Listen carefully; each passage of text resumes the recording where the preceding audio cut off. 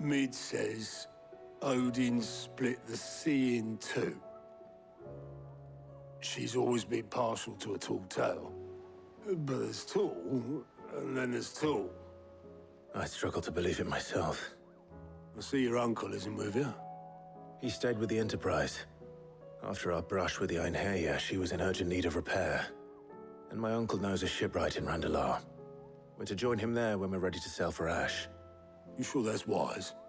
Last I heard, the place was still overrun with Akashic. Show me a city where that isn't true. Ultima's plague is spreading. We're running out of time, aren't we? We've done our best to shore up that hideaway. I doubt a few planks will stop what's coming. Still, we'll keep at it. Every little helps, I suppose. Let's hope so.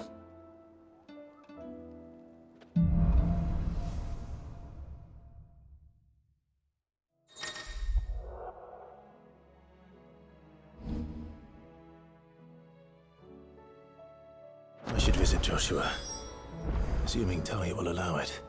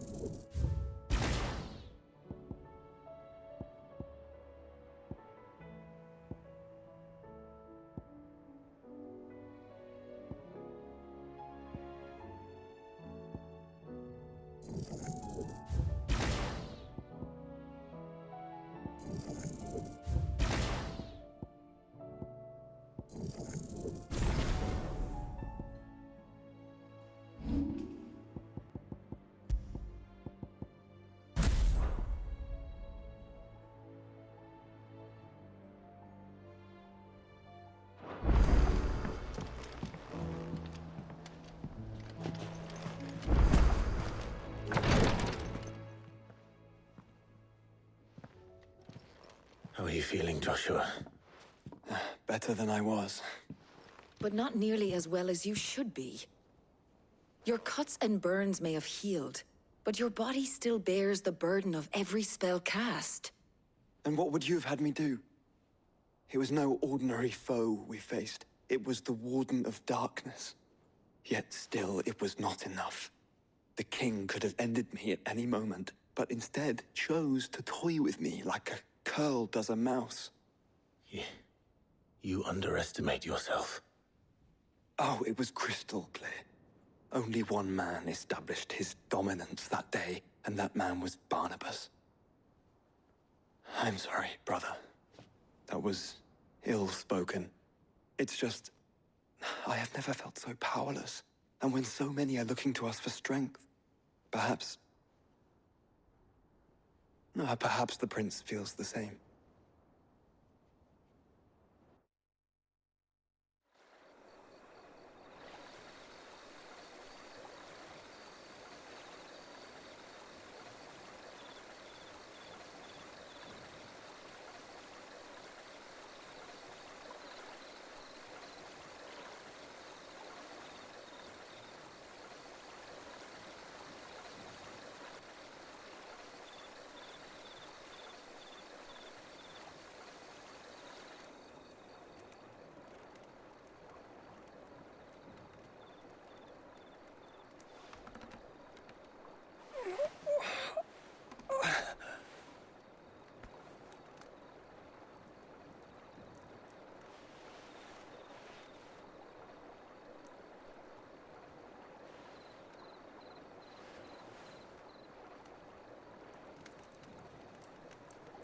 What is this place?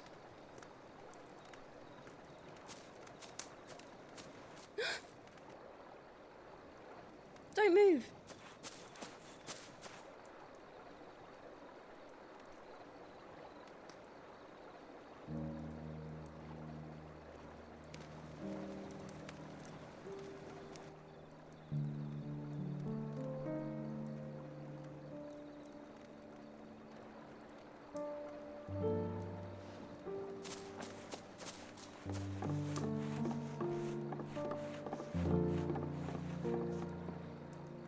Here, it's fresh from the well.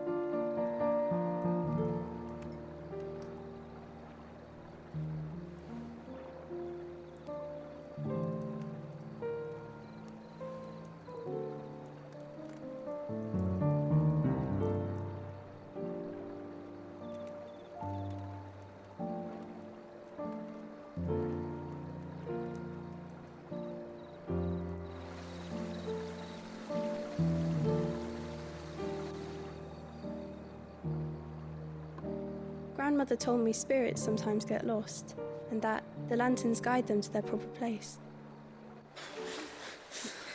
I set one on the river for her when she passed away.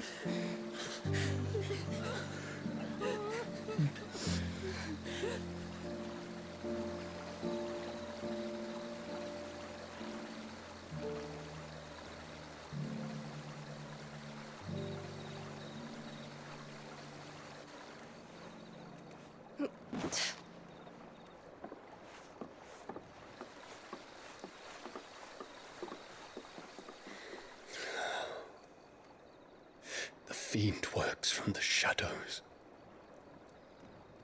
Was it you who guided my hand, then ultimately? No, not you. This is my doing, my fault, my sin to bear. And for it, I must atone. Your hurts are healing nicely. It was my poultices that saw you well. You make them? And sell them, or try to. Earns me enough for bread, most days. Forgive me. I have nothing to... I know, but I couldn't just leave you lying there.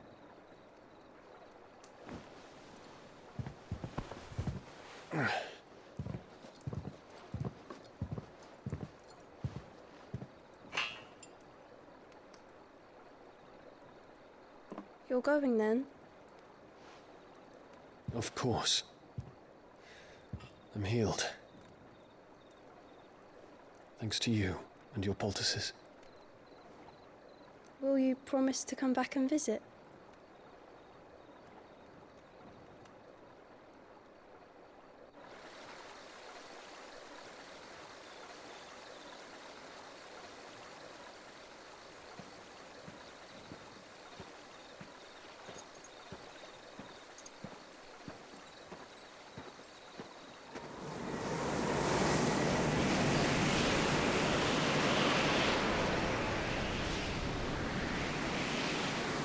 Well, Phoenix, it would seem that I owe you my wings.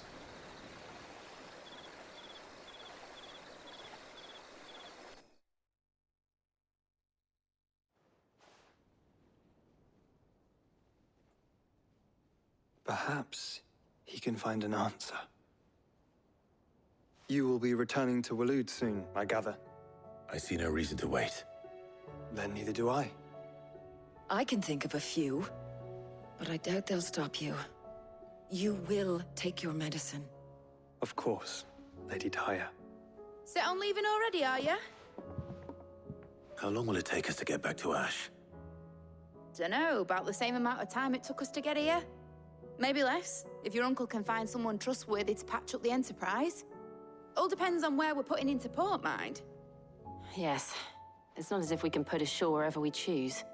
We have to assume that the whole of Ash is hostile, and that we'll be attacked on sight. Then we must find a place they won't think to look. And I have an idea who might know of one. The Professor! I'll go and tell you come in. While you're plotting our course, I'll be in the shelves with your lawsman. I wish to pick his brains about Ultima. Then I'll talk to Karen about supplies for the journey. They may not be easy to come by in Ash.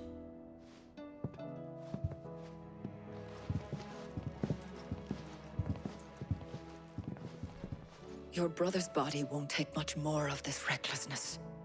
You know that, don't you? I do.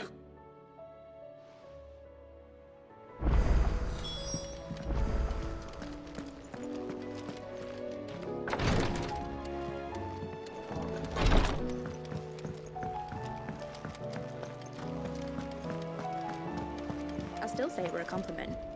Say it all you like. It doesn't make it true. Ah, Clive. I was wondering when you'd arrive. Please tell me you've come to take our young prodigy here off my hands. I'm not here for Mid. I need information on Ash. Then why not ask Molly if you can look in one of her ovens? Go on.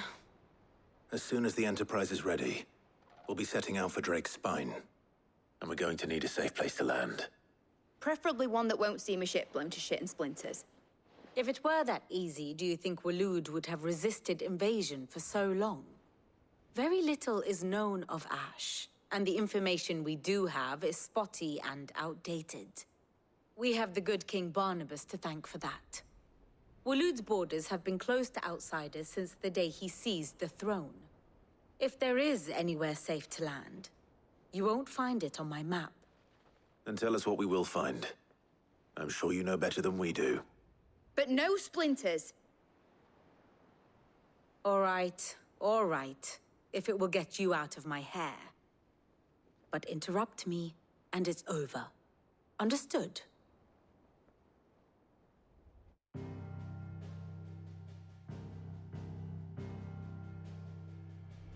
Barnabas Tharm, the one they call the Last King.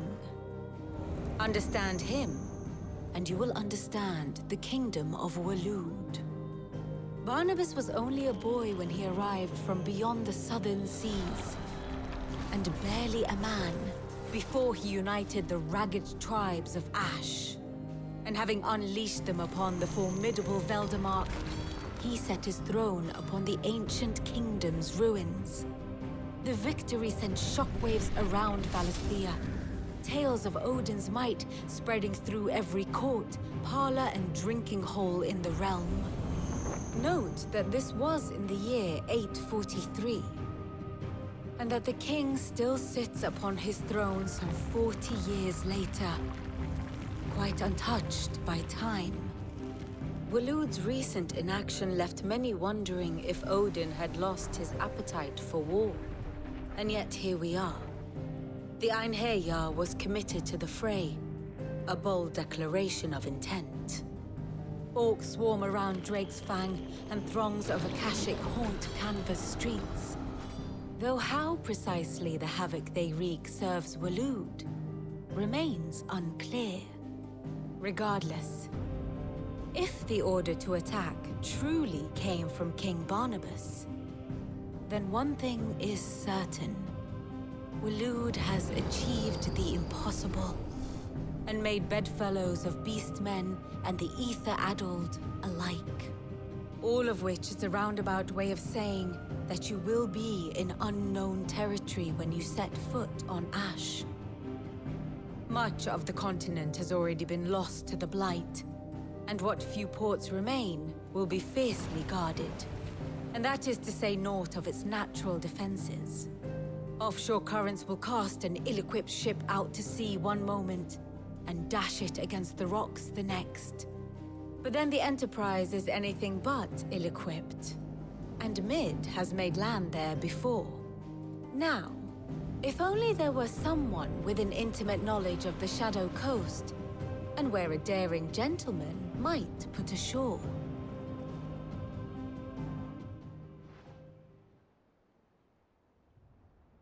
You see, Clive, you had the answer all along. Do you think you can get us back to that beach, Mid? Picked you up from it, didn't I? Not that it were easy. The currents were a right bastard. But then, if it wasn't hard, it wouldn't be worth doing, would it? Well said. Thank you, Lady Vivian. If a few morsels of common knowledge and a sprinkling of tavern talk are worthy of your thanks, I wonder what genuine intelligence might earn me. Probably more visits. Mid, I need everyone in the ale hall now. I'll fetch Joshua from the shelves. Aye, aye, Captain.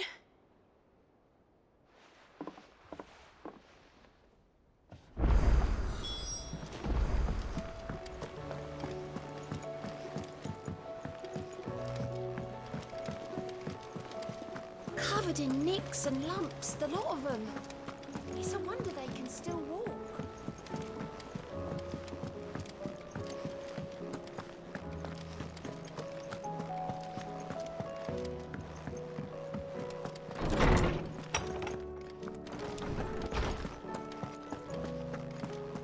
I have no reason to... Clive, you must listen to this. Lawsman, tell him. Do you recall when we spoke before on the divinity of Ultima? Well, it inspired me to delve deeper into the subject. And what I discovered appears to agree with the findings of His Grace.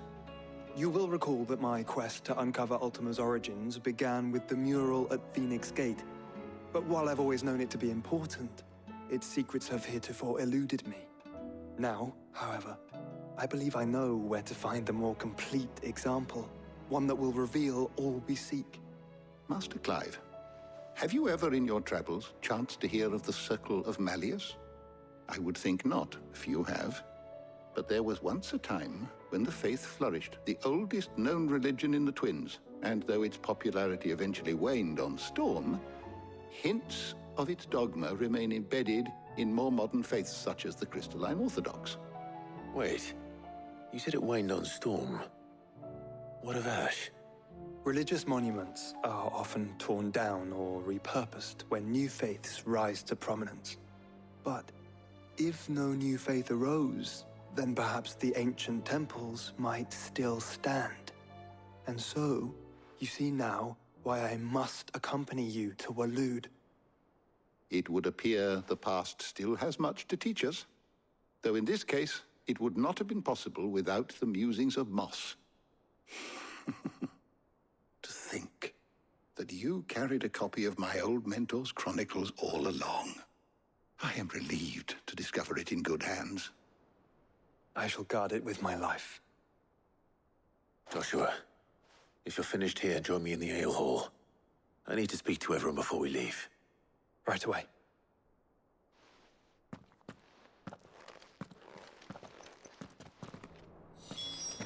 Mid said I could ride the Enterprise next. No, she didn't. She said I could.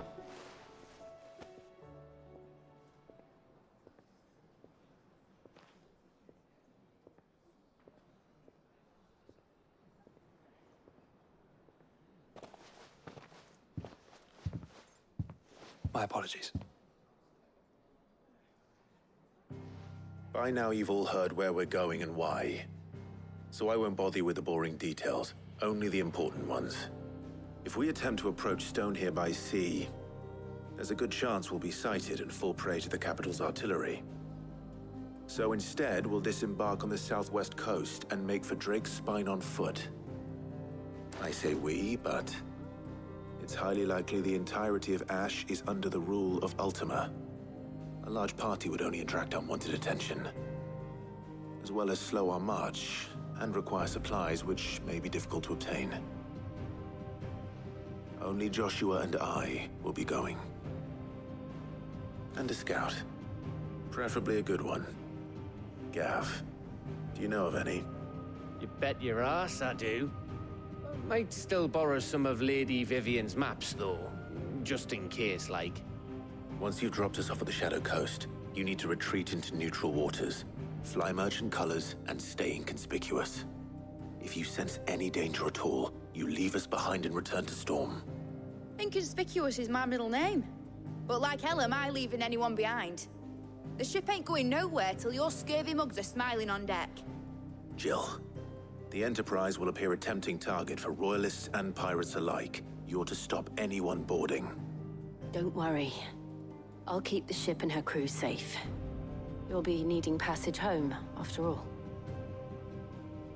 But... very well. If there are no questions, I'll see you all at the docks.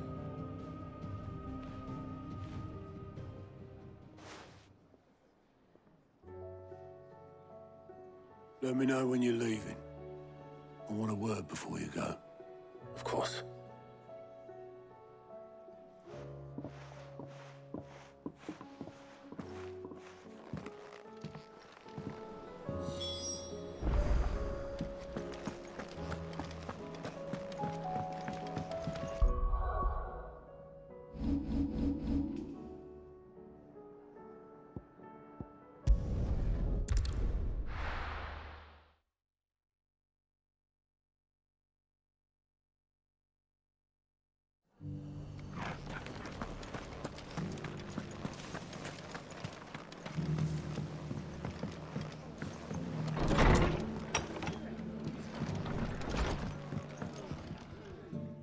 Clive, I was just about to send for you.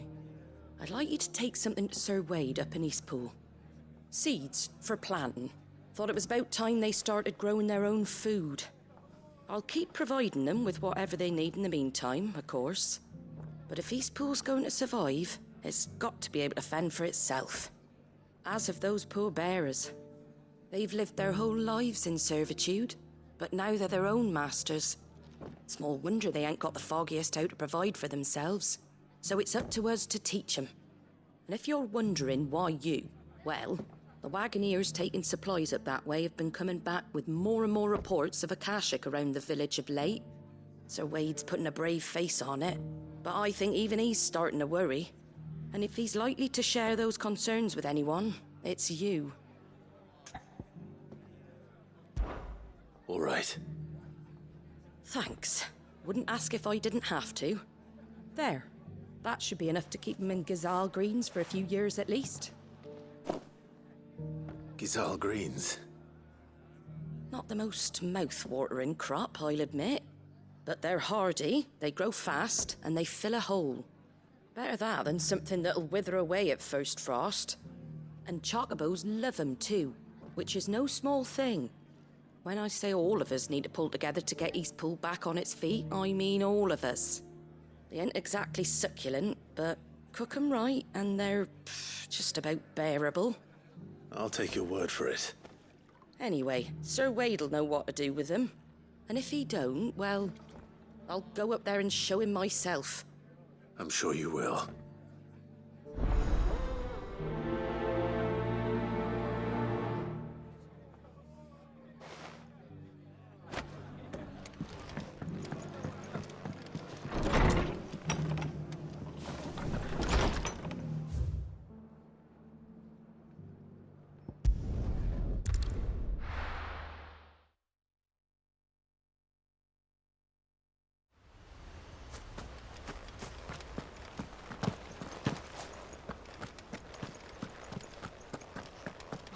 Guardian saying we're supposed to...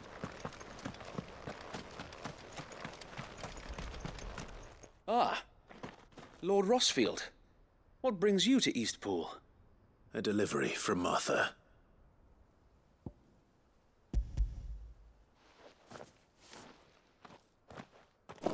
These are Gazal green seeds. Martha's keen to cut the apron strings then, is she? I jest, of course. You see, I had thought we might be able to revive the old wheat fields, but they'd long since gone to seed, only without the seeds. Martha was hoping he might be able to show the bearers how to plant and tend these, so that they'll be able to fend for themselves. That's not a bad idea. These bearers had only recently escaped their bonds before we brought them here. They know little of freedom, of providing for themselves and their loved ones. Unless we teach them how to live like free men, I fear that all we have achieved in bringing them here is to exchange one master for another. Not that myself and the Guardians have been the best example to them so far, subsisting almost entirely on Martha's charity as we do. It's about time we all started to provide for ourselves, bearers and Guardians alike. Unfortunately, we've been a little too busy of late to focus on much besides bolstering our defenses. There have been alarming reports of... The Horde is closing in.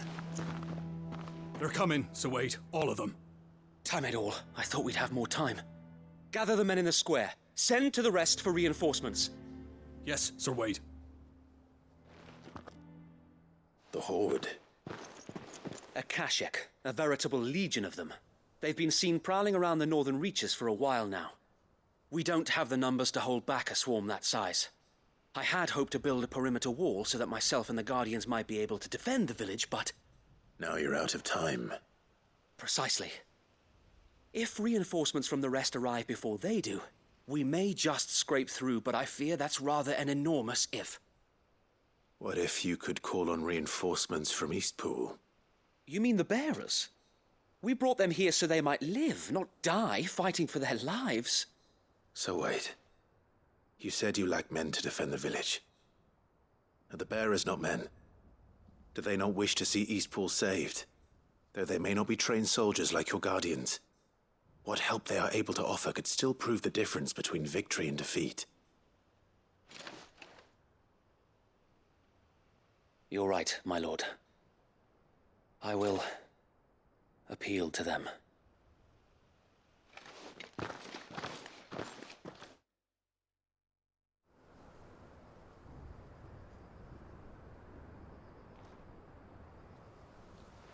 My friends, I humbly beg your aid. We Guardians are few and our enemies many. But I swear we can defeat them with you at our side. You would send us to the slaughter, to serve as bait for those fiends so that you and your men might be spared. And to think we trusted you. Say what you will, a home is not worth dying for. But it is worth fighting for. Sir Wade fights to give you lot a chance. Just like I do. Just like Sid does. We all wanted to give you a home where you could be free. And you got one, didn't you? This place, Eastpool. This is your village. Your home. And if you don't fight to protect what's yours, you'll lose it. You know I'm right. This world wants to take everything from you. Everything. Your homes, your freedom, your very lives. So then, are you going to stand by and let that happen to you?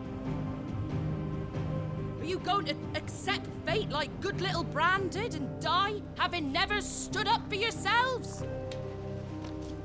Or will you fight like free men and women?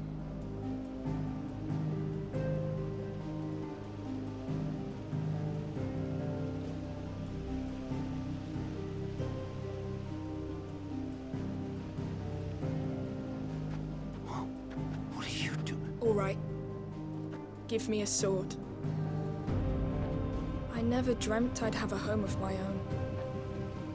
And now that I have, I don't want to lose it. I will protect what's mine, or die trying. We all will. Free men and women, fighting together.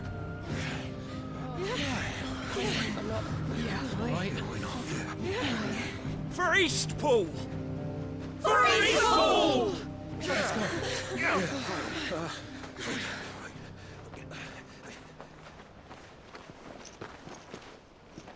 Thank you, Martha. Don't mention it. Just promise me one thing. That you'll show them how freeborn fight. Gladly.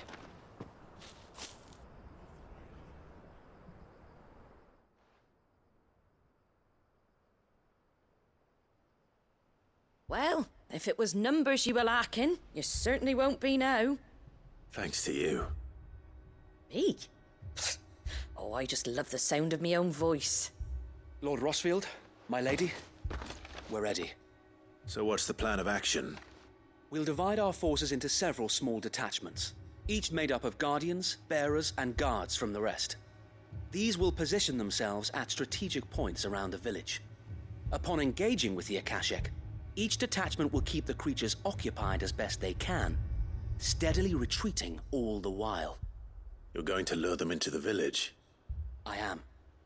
We will have neither the time nor the resources to treat the wounded, so injuries must be avoided at all costs. Instead, we will focus purely on defense at first. By coordinating our withdrawal through the use of messengers drawn from among the bearers, we will aim to have the swarm converge at a point of our choosing.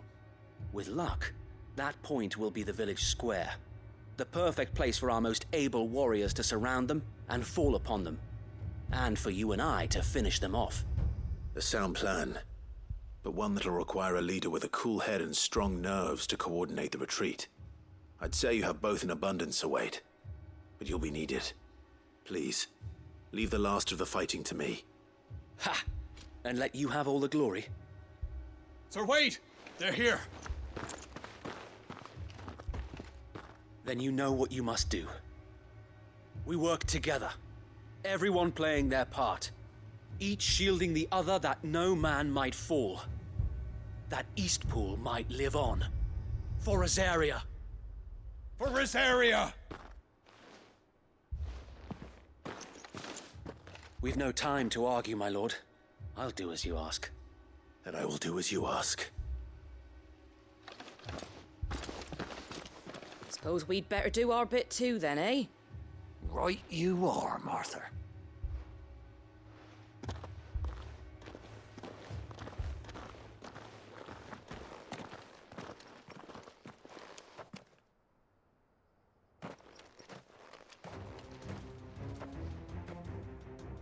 The calm before the storm.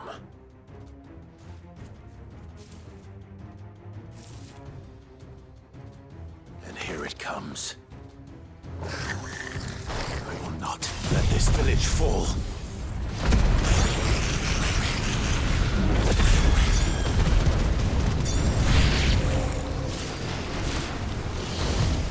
Nice try.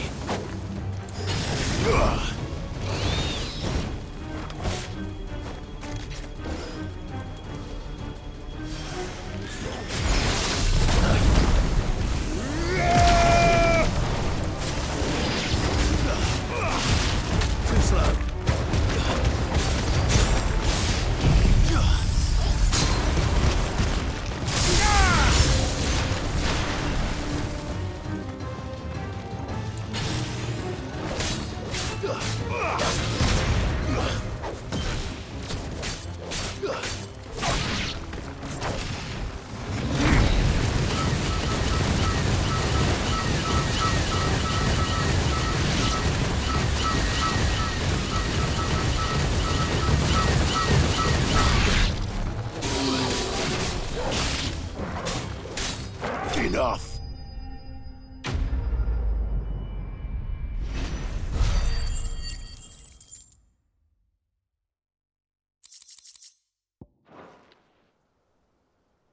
Looks like that's the last of them. Lord Rossfield! Change of plan! What is it? Owl from the rest. An Akashic curl's been sighted on Rhiannon's ride and is headed in their direction. Well, the better half of her guard is here. So wait, how many Akashic remain in Eastpool? Hard to say.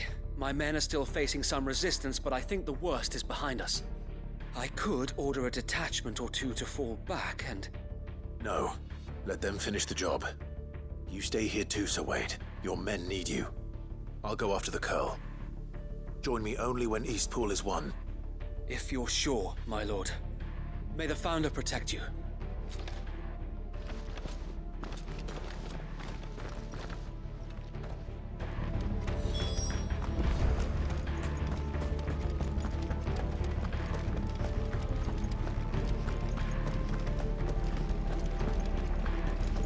Next one's mine. I might not know why.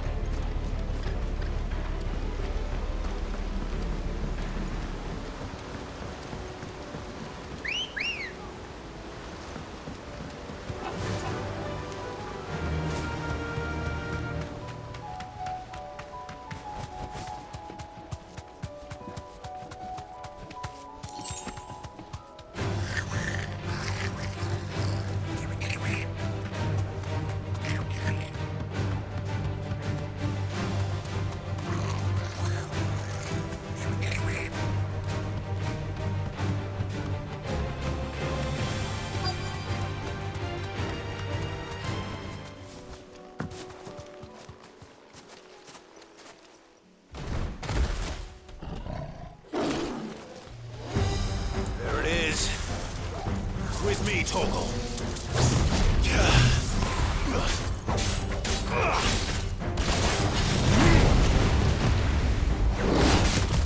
Nice try.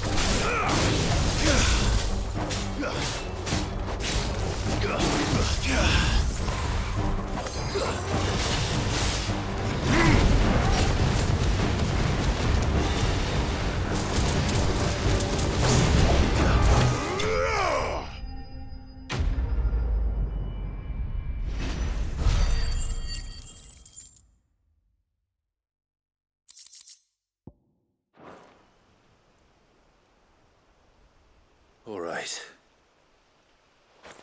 Back to Eastpool.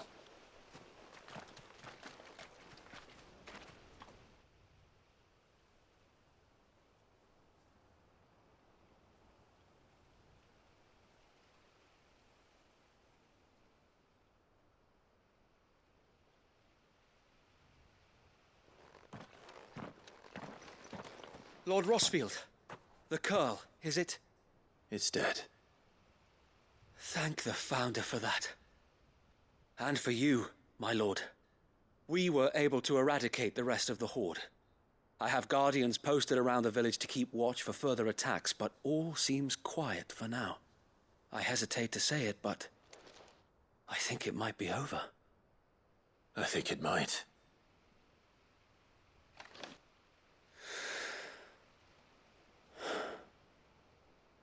We did it. We saved Eastpool. Thank you, my friends. Thank you. No, Sir Wade.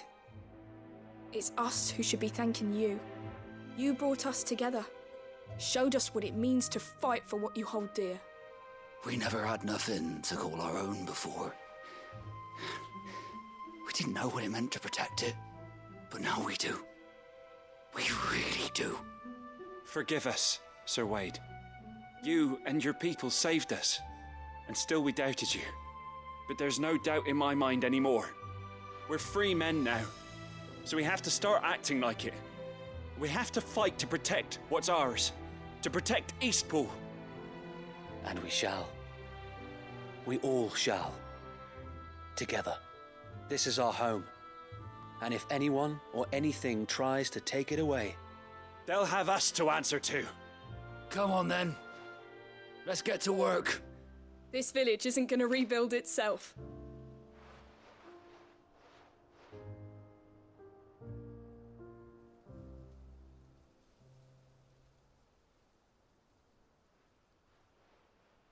They're not slaves anymore. No. They're Rosarians. Your father took pity on the bearer's plight, and I believe if he were still with us today, this is what he would have wanted. I believe you might be right. I shall remain here, my lord, and do what I can to help rebuild the village. After all, this is my home now too. And I could hardly call myself an Eastpoolian if I didn't pull my weight. I think you'll find it's Eastpudlian, Sir Wade. But you should be proud all the same. I'll have to pull my weight too. Can't have the rest getting outclassed. Speaking of which, I ought to be getting back. Can we continue to count on your support, Martha? Of course, and I'll be counting on yours too. Us Rosarians have got to stick together, haven't we? Indeed we have. And Clive, come by the Golden Stables when you get the chance. I ain't paid you for delivering them seeds yet. All right. I will.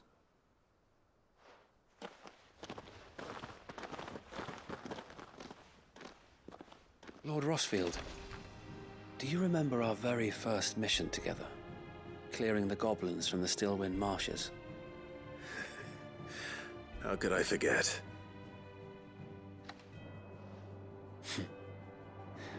There's one sight that I shall never forget.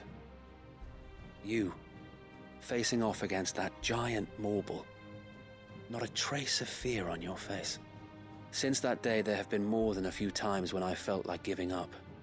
When the odds seemed so stacked in the enemy's favor, I thought I may as well just lay down my sword and surrender. But every time, I would think back to the look in your eyes that day and remember what it means to be a shield. Know that whatever trials Eastpool may face, I shall never lose courage. Thanks to you. So Wade, you have always been a true shield. I know that Eastpool, and indeed all of Rosaria, will be safe in your hands.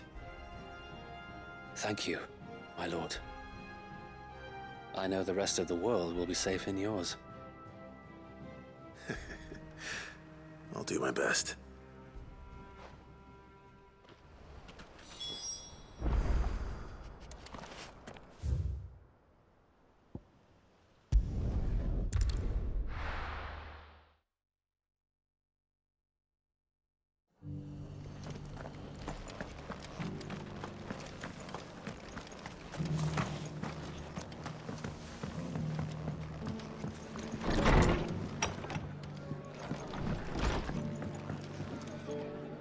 The hero returns.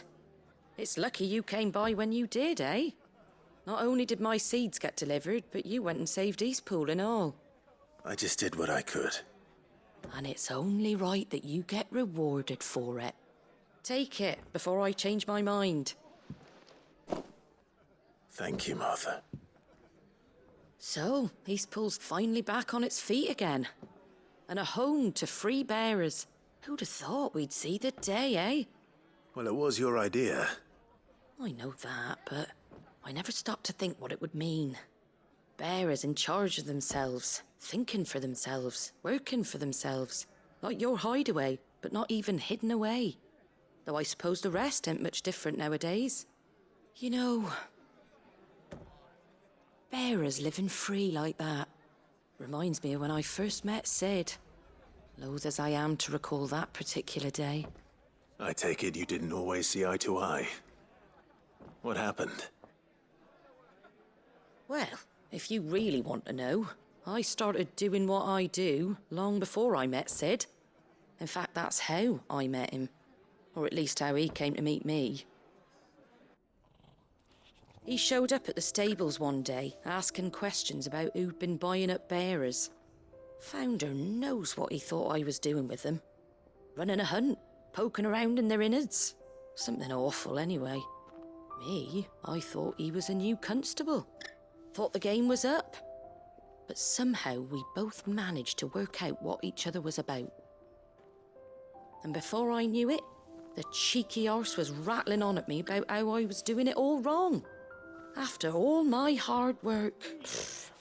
Told me I was giving them relief, but not freedom. That my bearers were still dying as slaves. Got right under my skin, it did. Told him if he didn't like it, he could bugger off and report me to the garrison. And do you know what he did? He smiled. And then he laughed. And then I did the same. We made a pact that day. That whenever one of us was in need, the other would always be there for him. And you were? Well, we both wanted the same thing. To make life better for bearers. Just like your dad. Do you know I was born right around the time Elwyn became Archduke? Growing up, I saw how he tried to change things. He certainly didn't lack for ambition, that one. Indeed. But the loftier one's ambitions, the harder they are to achieve.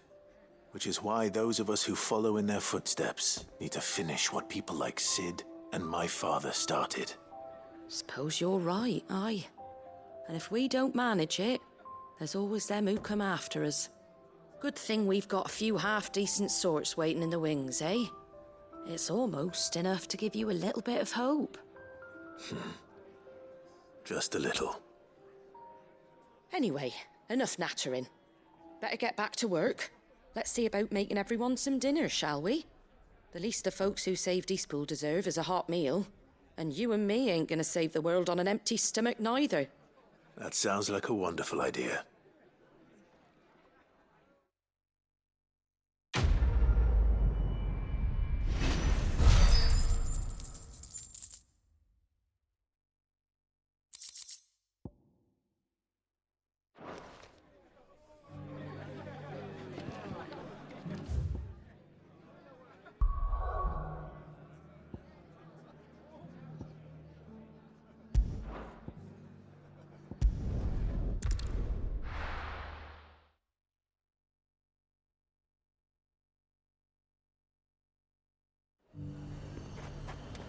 The High Cardinal. The Dominion's all but done for. That's what I heard. Then it's lucky we stayed Was here. that shouting I heard from the barracks?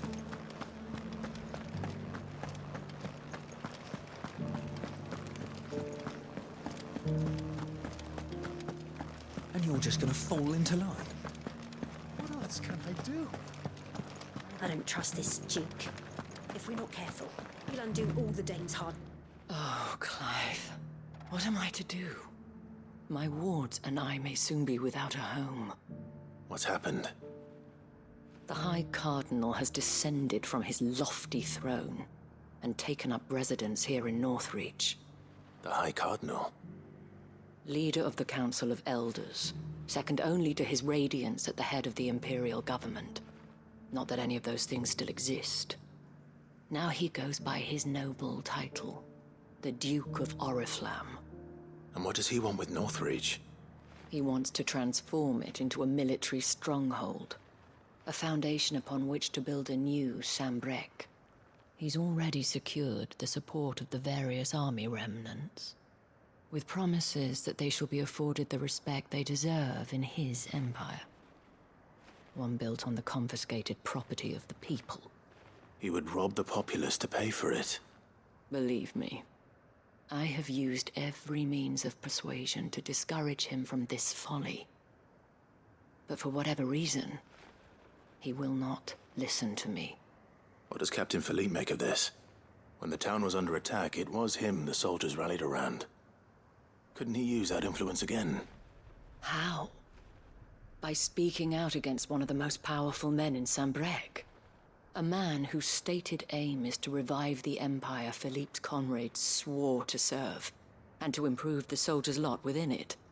The captain can offer them a regular supply of gruel, and an occasional trip to the Vale to help them forget the terrors they face each day. The Duke offers them a vision of strength and safety. No. Any attempt to incite mutiny would cost Philippe the support of his men, if it did not cost him his life. But given the mood around town, mutiny may yet be unavoidable. The people have little appetite for further deprivation, least of all when it serves only to elevate others. Who could blame them?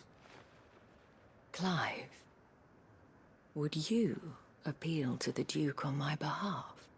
For your services to Northreach, you have the respect of the soldiers, and they will take you to His Eminence if you ask them. And unlike Philippe, no bonds of loyalty prevent you from speaking your mind to the man. Well, will you try? You could hardly fare any worse than I did. I'll see what I can do. Thank you, Clive. Tell me then, where will I find this Duke of Oriflamme? In the garrison? Overseeing the troops, yes. All right. Wish me luck.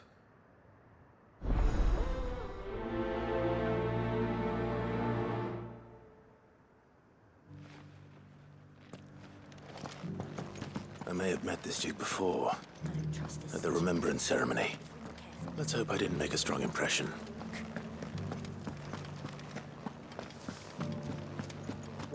It's not only control of the garrison he wants. We already have a leader in the Dane.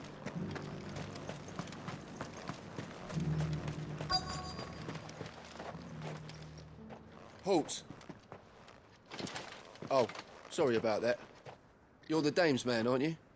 You got some business with the captain? No, actually. With the Duke. I was hoping I might be able to speak with him.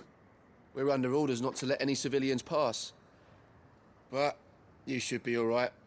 His Eminence has heard all about you and your heroics. Wait here. I'll go and ask.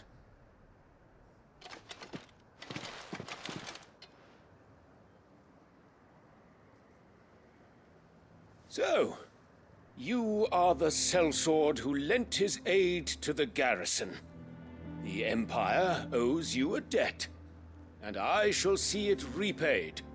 But tell me, is it wealth that you seek, or favor? Neither, Your Eminence.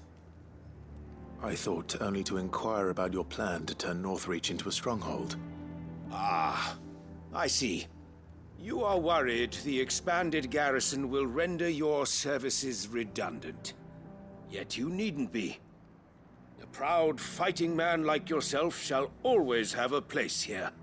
Pride of place, in fact. For too long has the contribution of the noble soldier been under-reckoned. But no more. For it is they who shall see the Holy Empire rebuilt, beginning right here in Northreach. Why here, Your Eminence? The town has been fortunate enough to escape largely unscathed from the recent troubles. Her defenses are sound, and her garrison well prepared. Which is more than can be said for Oriflamme or Twinside. The Empire wants for a capital, and I believe Northreach to be the perfect place. With Caer Norvent as her citadel. Once we have seen to the refortification of both the town and the castle, we need only build a wall around both to create a city that would be the envy of the twins. Plans are already underway for the construction. Soon enough, these thralls shall learn that they are no match for the might of Sanbreque. I fear you underestimate how dangerous these creatures are, Your Eminence. Should they return in force, you will need all the people of Northreach to come together in defense of the town. Something they may be loath to do if they've been deprived of their worldly goods. The people will do as their leaders command. If Sandbreck is to be rebuilt, she will require a functioning government. One whose authority is beyond question. That is why this levy is necessary. So that any man who wishes to join the army might do so and be fed, outfitted, and paid as befits a defender of the Empire. And yet there are those who persist in peddling the treasonous lie that I seek to steal from the people and drive them from their homes. I suspect they're afraid of losing what little they have left. Precisely. The common folk have little and less, and you mean to deprive them of even that.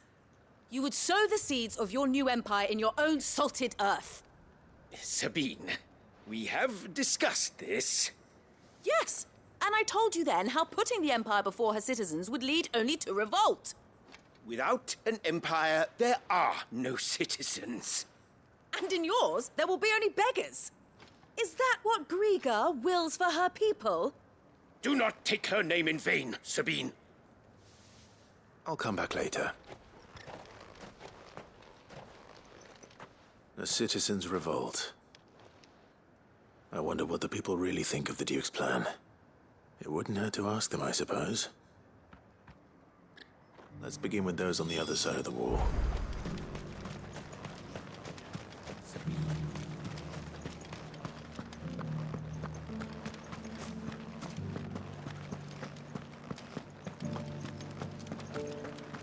Do you think he was the only one who survived?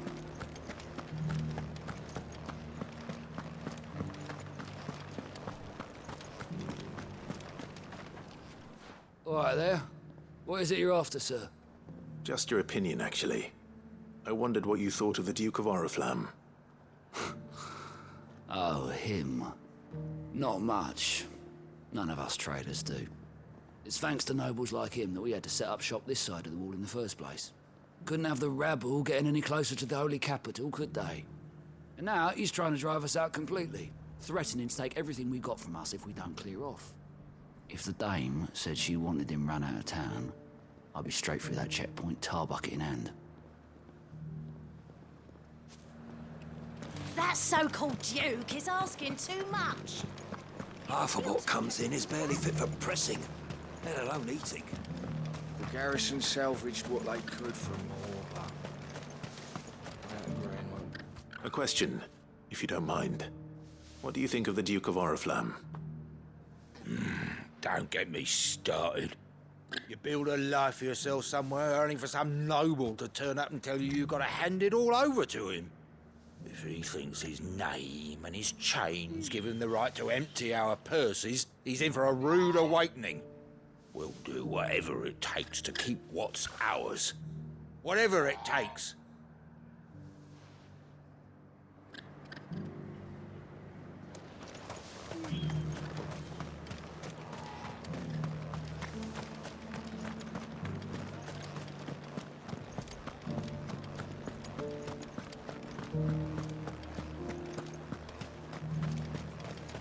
The Dominion's all but done for.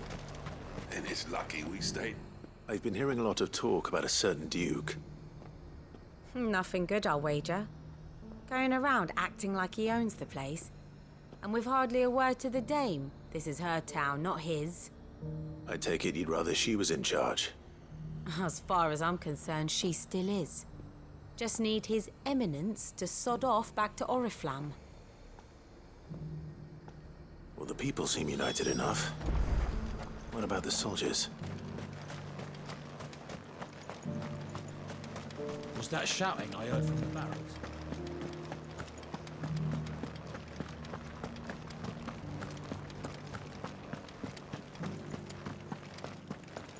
And you're just gonna fall into line? What else can I do? Excuse me, do you have a moment? I wondered if you'd mind sharing your thoughts on the Duke of Oriflamme. Well, he's made a lot of enemies coming in the way he did. But I mean, look around us. You can see the state the realm's in. The traders might not like having the screws put on them, But if they volunteered a few more of their hard-earned gil before things got bad, maybe they wouldn't have to. I think the Duke's got a point when he says rebuilding the Empire's the best way of making sure we're all protected. And if that means people who don't know one end of a sword from another have to make way for those who do, well, that's just how it goes.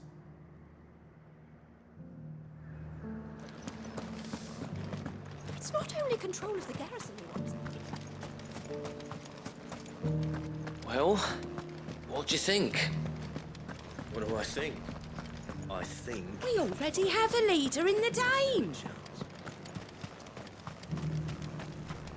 One at a time now. There's enough for everyone. You're the one who was talking to His Eminence. On the Dame's behalf, yes. I was trying to persuade him not to take the people's goodwill for granted, but it seems my words fell on deaf ears. What do you think of his plans? I'm a soldier, mate.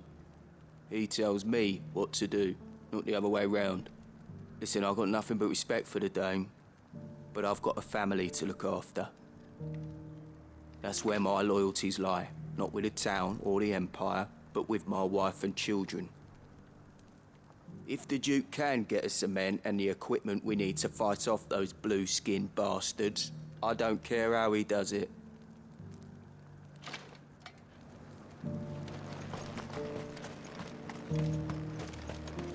Sabine, you are embarrassing me. You're embarrassing yourself. I hear the Duke of Oriflamme plans to turn this town into some sort of fortress. Do you think that's a good idea? It's not for me to say. All I know is that unless the Emperor orders me otherwise, His Eminence's word is law. Look, no one likes all these taxes and tariffs, but empires don't come for free. Once Sandbreck is back on her feet, we'll all reap the benefits. Let's see what Philippe makes of all this.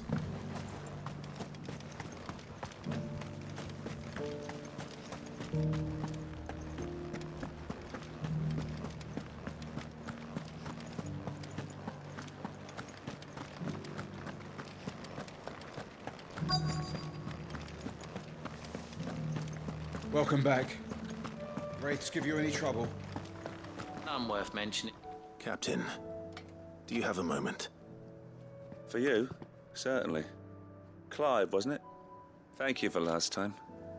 How can I help you? I wanted to ask you about the Duke of Oriflamme. Do you intend to go along with his plan?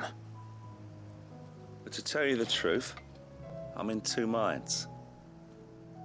It's my sworn duty as a captain of the Imperial Army to obey his orders. But I can't say I agree with him. Philippe, I remember you saying that you became a soldier to protect the people you loved. The Dame included. That's right, I did. Well, she doesn't agree with the Duke's orders either. She thinks they could tear Northreach apart.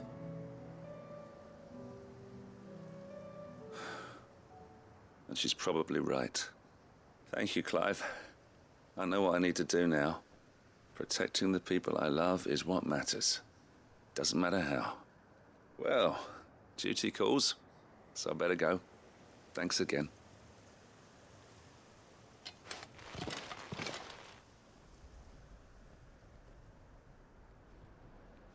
It seems Philippe wants to do the right thing at least. I expect Isabel will be pleased to hear that, if nothing else.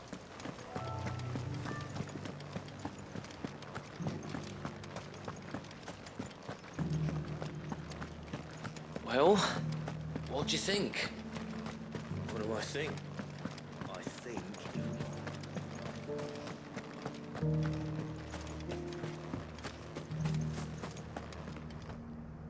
Ah, Clive.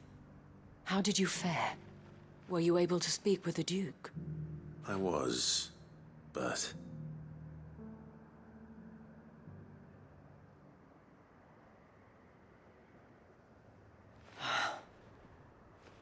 So Northreach is to be a fortress after all. Well, it will certainly help to hold back the thralls. There's no denying that. Though I doubt it will come as much consolation to the townspeople whose worldly goods are confiscated to pay for it. They deserve to be heard, Clive. To have a say in this new empire the Duke means to build. Sadly, His Eminence values their obedience more than their opinions, and hopes to reassert the authority of the state. I fear he sees the people as mere pawns on his chessboard to be sacrificed for the greater good. Needless to say, they themselves are of a different opinion, and would rather their destinies were in your hands. The soldiers, meanwhile, are content to follow their orders. And not just because of the Duke's rank, but because of his vision. I thought as much. Had I sworn to protect Sambrack, I dare say I too would want nothing more than to see it rise from the ashes. Thank you for trying. But the battle is lost. I don't know about that. What happened to your uniform? I handed it in, along with my resignation. Told the lads I wished them well, but that I owe it to those I love to call it a day. But why? Because I realize what really matters to me. Not following some nobleman's orders for the sake of it, but protecting what I care about. Protecting Northreach. I honestly don't know when those monsters will return, but I'm certain they're not finished with us yet. And when they do come back, we need to be ready for them. We need to stand together, all of us. And with you to lead us, milady, I reckon we can do it. It was you who finally convinced me, Clive. There's no point following orders if they go against everything you believe. Indeed. All of us, standing together. That has always been Northreach's best hope, and one which still lies within our grasp. We have only to turn our attentions to the true enemy. Thank you, Philippe, for showing me what I must do. Anything for you, milady. Speaking of standing together, would you mind if I borrowed a few of the lads from the Vale to help keep watch around the town? I fear His Eminence has loftier tasks in mind for the guard. Not at all. Be my guest. Wouldn't be the first time.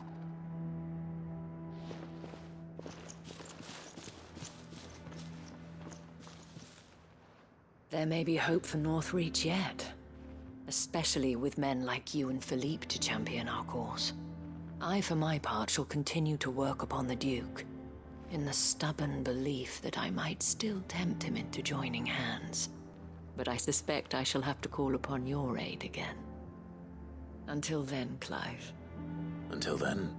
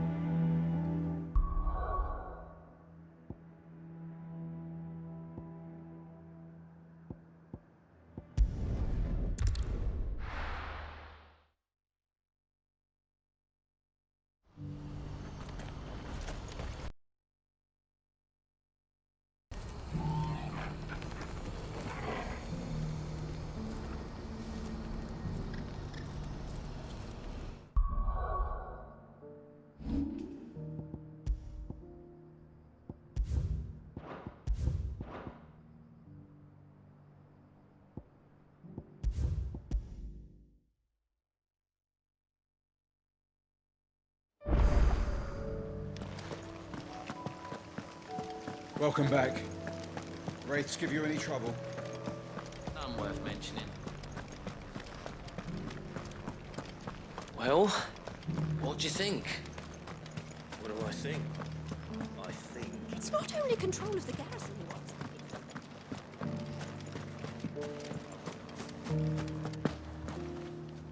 wants. Wait.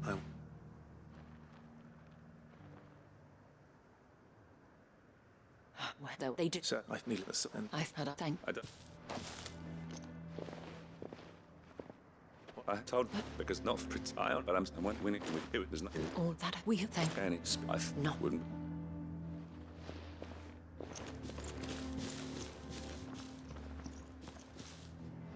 There may be hope for Northreach yet, especially with but I until.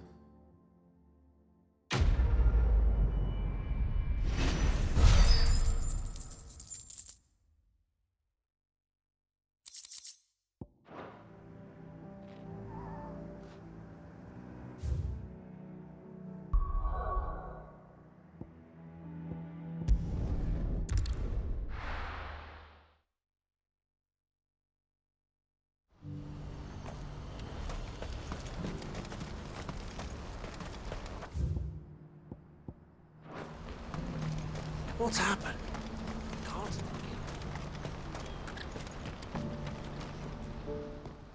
Clive. You'll be pleased to know that the negotiations are progressing well. That is good news. Yes. Our comrade in Randala has just sent word that the contract should be signed very soon. But I still have much and more to prepare. It's a huge undertaking moving this many bearers at once. You couldn't do me a quick favor, could you? What is it this time? More wild beasts? Nothing like that. I just need you to go over to the caravans and ask El how long we have until the bearers arrive. Find out exactly how much faster I need to get all these supplies moved. All right. I'll go and ask. Thanks, Clive. I owe you one.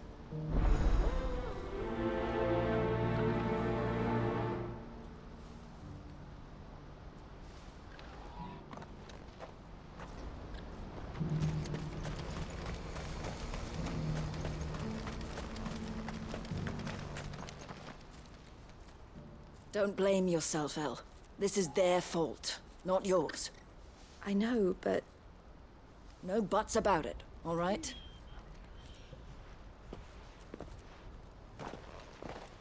Is something wrong? Vonnie came to give me a message from our intermediary. The talks with the Republican army have fallen through. They've reached an agreement with the Silver Peak Consortium instead. Though prices have fallen of late, we deliberately offered above the going rate to try and deter other bidders. But the Consortium offered double what we did, and the army jumped at the chance. And you had no opportunity to make a counteroffer? None at all. And we were so close. El? What's happened? I saw Vonnie leaving. She didn't look happy. And with good reason.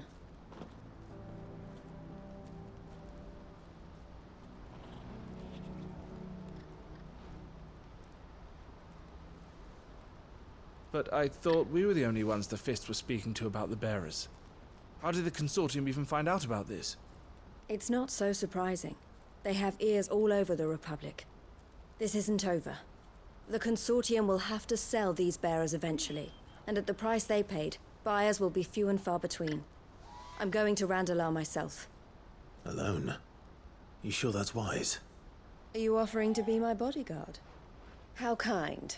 Meet me at the checkpoint near the capital gates. I'll send an owl ahead and request a meeting. You go to Cashlock, Theo, and get everything ready. We've waited far too long as it is. Even if I fail to free these bearers, there will be others. Someone needs to prepare the place and keep any prowling beasts at bay. Oh, and that's me, is it? Well, it looks like I'm following orders till she gets back from meeting the Silver Peak Consortium, who've been doing their best to undermine our scheme. She'll never join them after this, surely. No, she said it herself. She still has plans for Cashlock, even if this one falls through. She means to stay with us, then. I can't say I'm not happy to hear it, but... is this what she really wants? You have to trust her. You're right. It's what she wants now. And if Elle's off fighting for the cause, I should do my part too. So I bid you farewell and safe travels, my friend. I'll gather my men and leave for Cashlock. We'll make sure the place is well stocked and defended. You go to Randalar and see if you can stop my sister biting the Consortium's heads off. If she won't consider her prospects, someone has to. I'll do my best.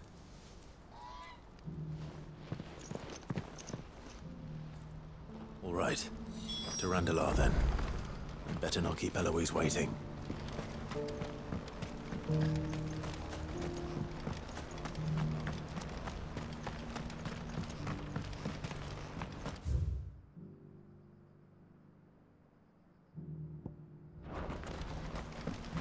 I hear the brothers found another victim.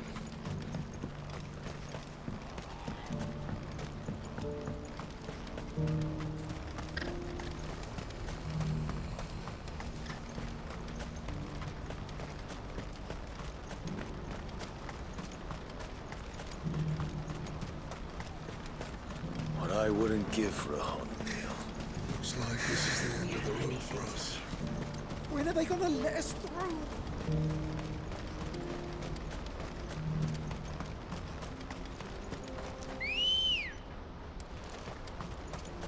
Ready, girl? Yeah!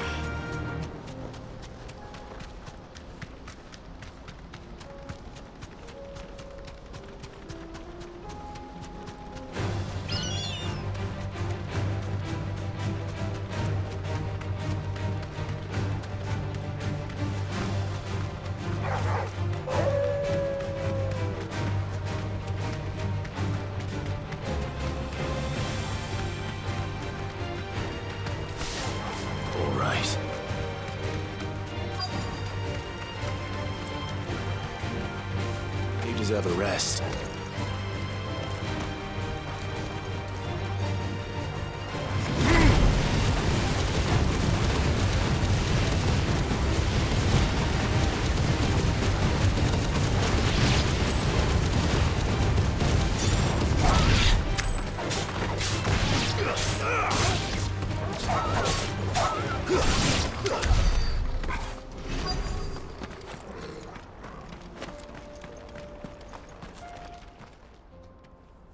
I hope I didn't keep you waiting. Did you arrange to speak with the consortium? Here they are now. You wish to consult with me? I did. It's about the bearers you recently purchased from the Fist. We had all but finished making arrangements to buy them ourselves, and then you stepped into the fray. You misunderstand. The consortium had an interest in purchasing them from the very first. It was only our regard for you that kept us from bidding. But your hesitancy in accepting our offer to you suggested that the regard was not mutual.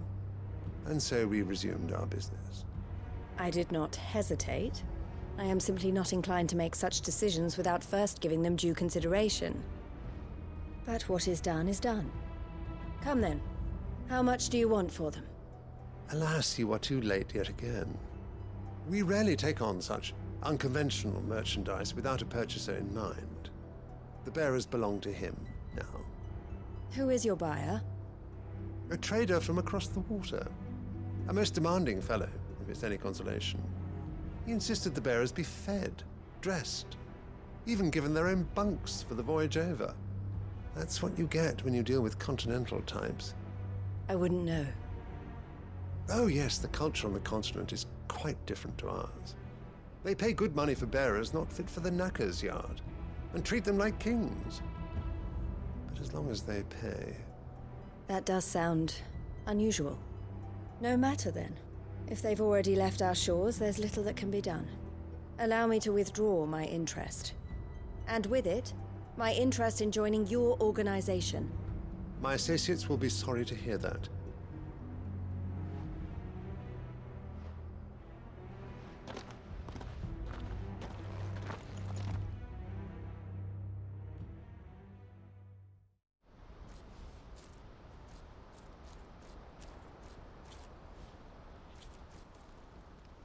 I'm sorry you weren't able to save them.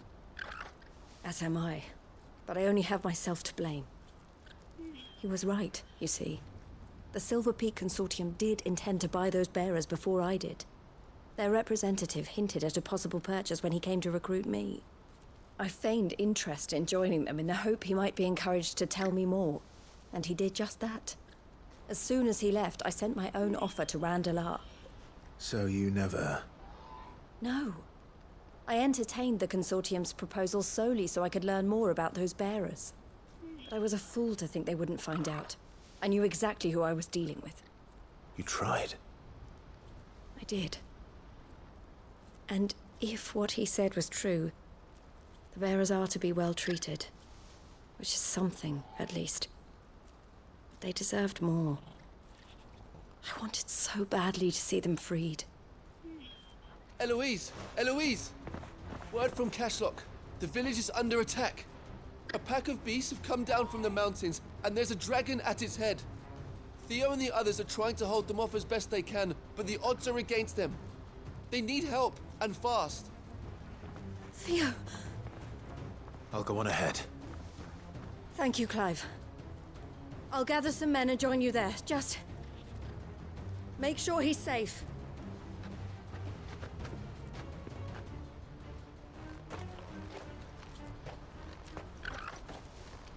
Hold on, Theo. coming.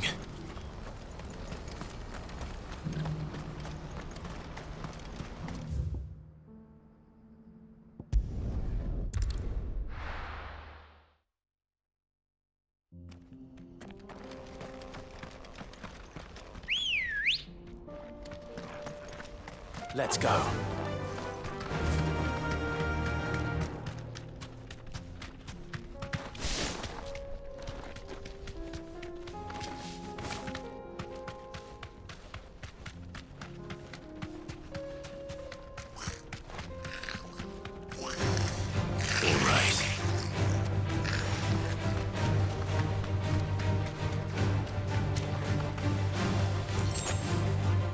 That'll do, girl.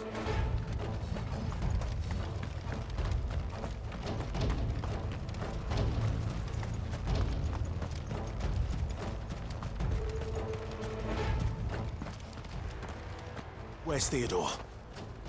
Upriver! He led the dragon that way to keep it from the village, but the whole area's flooded with ether.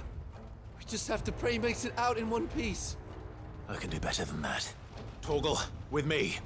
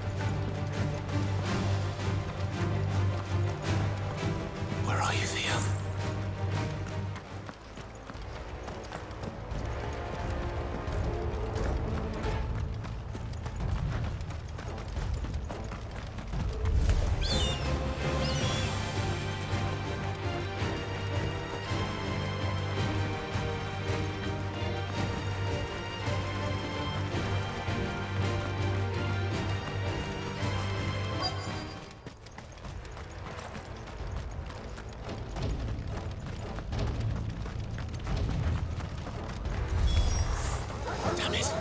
The ether's too thick. These creatures have already turned.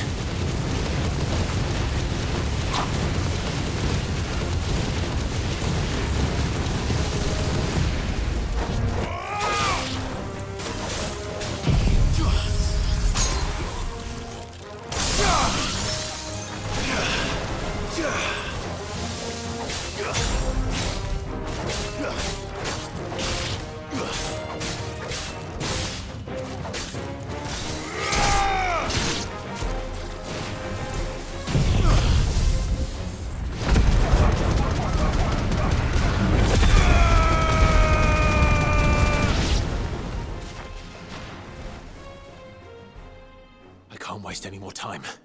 I need to find Theodore before that dragon does.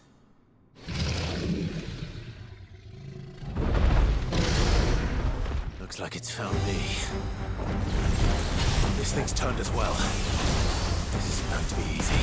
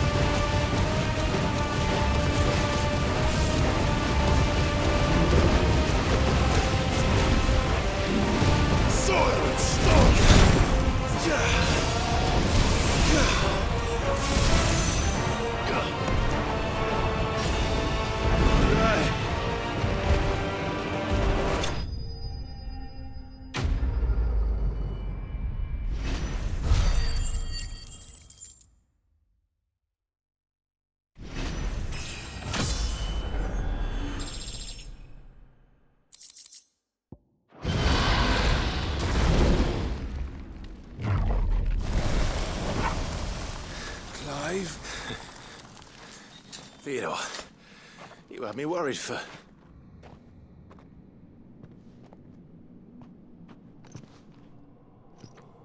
We have to get you out of here.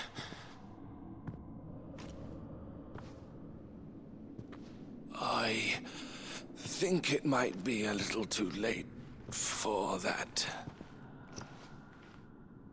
Bearer or no, there's only so much ether a man can take. And that Drake just wouldn't let me leave. You have my thanks, Sid, for finishing what I could not. For keeping Elle's dream. Theodore!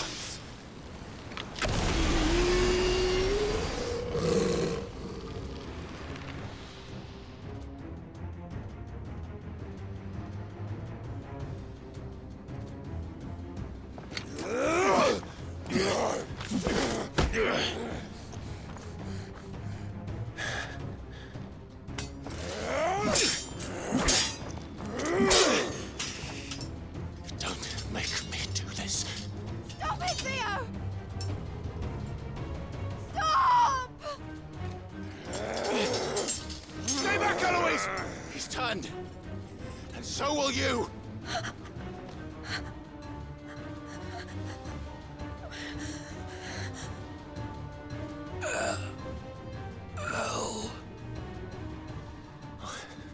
Theodore.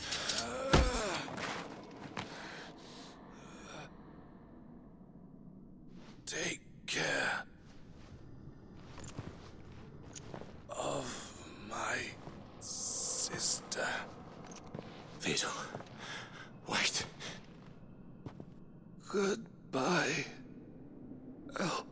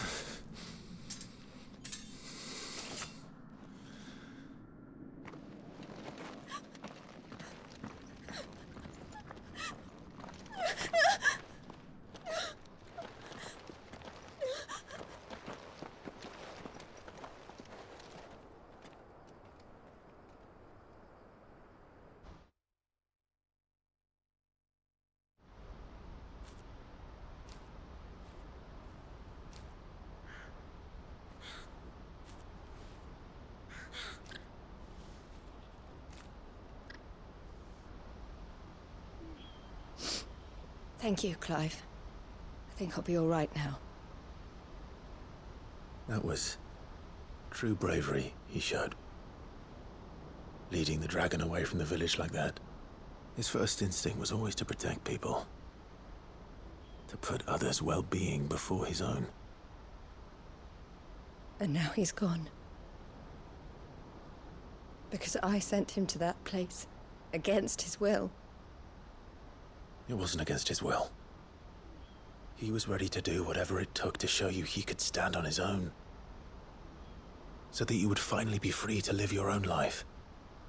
To live my own life? He never could come to terms with the choice I made. What exactly happened? You once told me Theo was the first bearer you ever helped.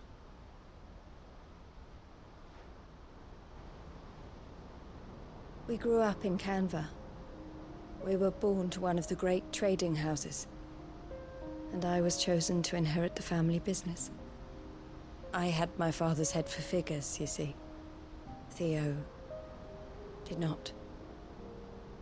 While I studied the art of commerce, he played at soldiers instead. A late bloomer, in more ways than one. For unlike most bearers, it wasn't until his 15th summer that his powers awakened. My parents tried to drive him out of the house and into the care of the constables. But before they could, I took him into mine. Theo told me something else. He clearly admired your devotion to the cause of freeing others like him from slavery. But he said you deserved a better life than this. He wanted to free you from what he called your bonds, just as you freed him from his. I would be lying if I said I had not wondered from time to time how much easier my life might have been if I had allowed Theo to be taken and devoted myself to the family business instead.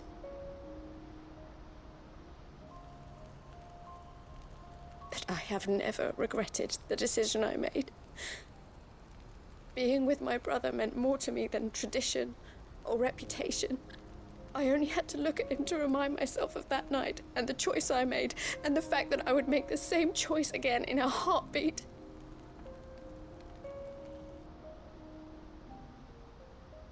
He was never a burden. How could he even think that?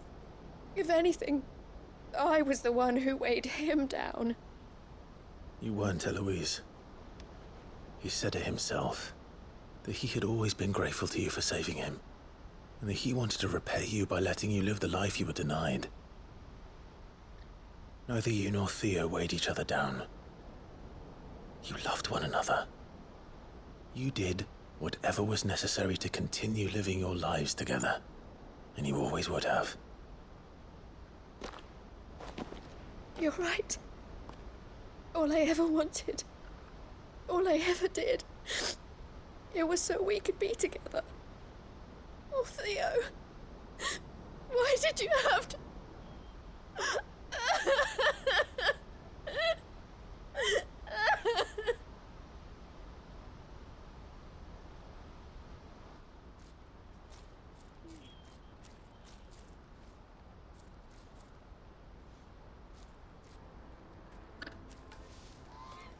I know Theo wanted me to move on, but I'm staying here at the Crimson Caravans to continue our work. We can make a difference here. We can help people, save them. I need nothing more from life than that.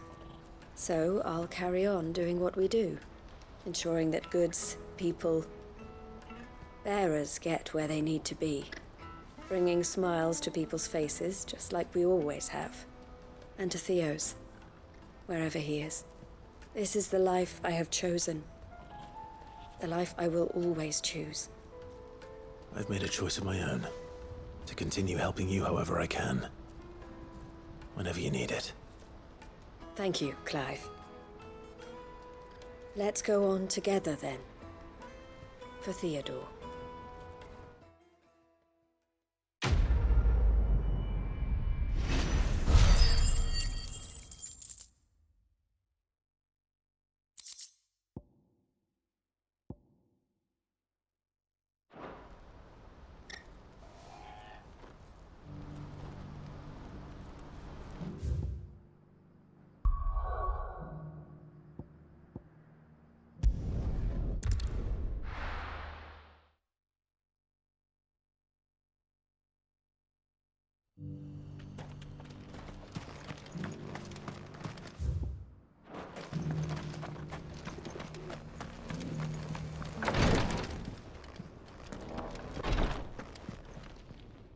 Lord Rosfield, is there aught the Undying might assist you with this day?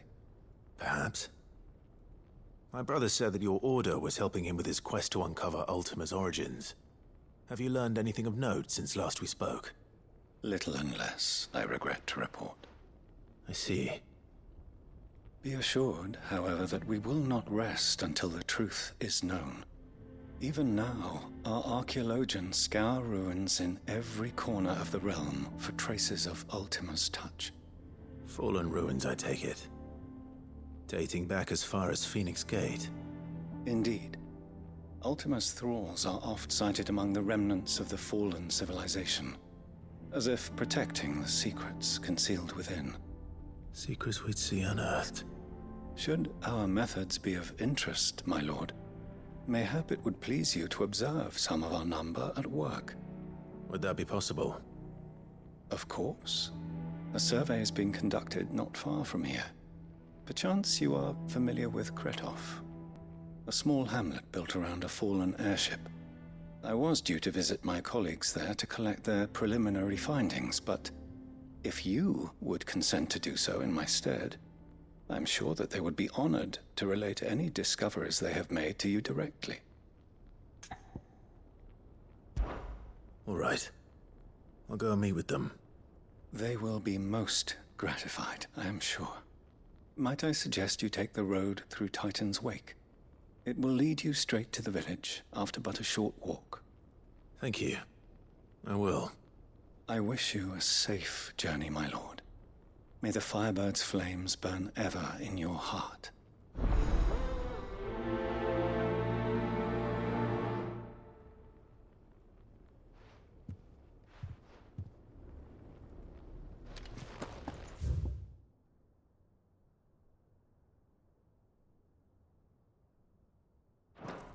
A village built around an airship.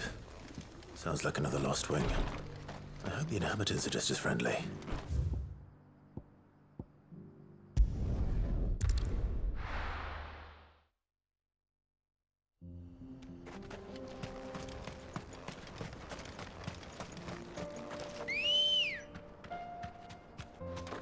Come on. Yeah!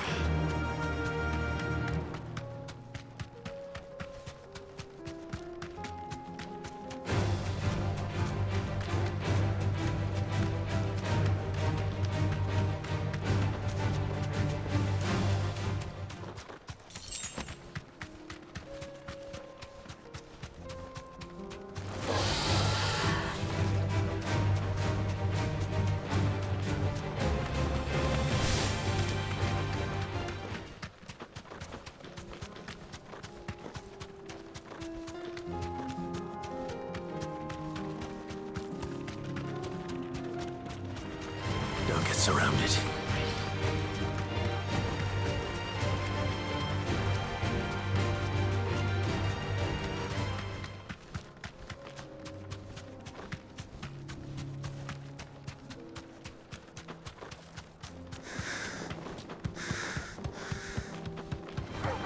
All right.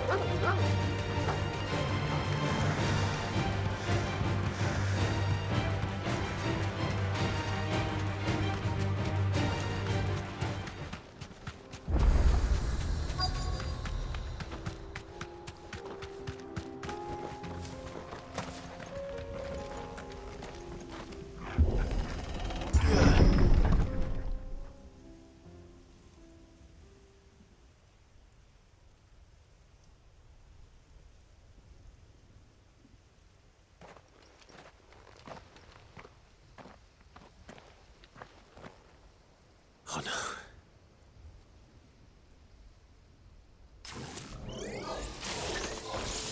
You'll pay for this. There may still be survivors.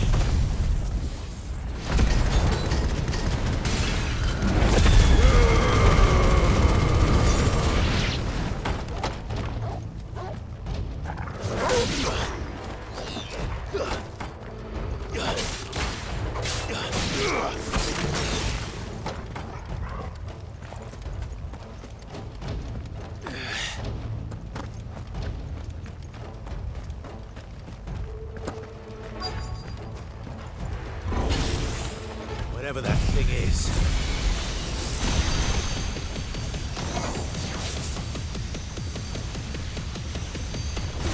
Say it's their leader.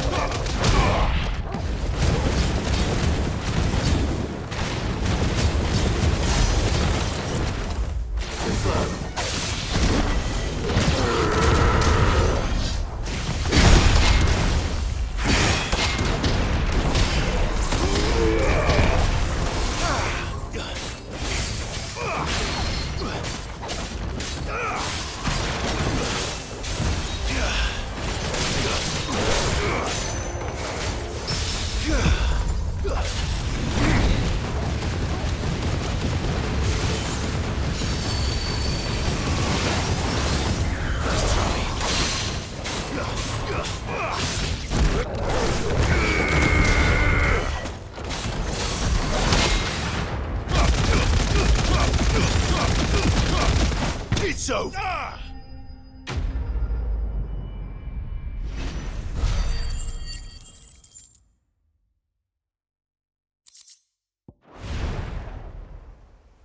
Should have stayed in the past. These must be Cyril's colleagues. You have our thanks, stranger. Who are you?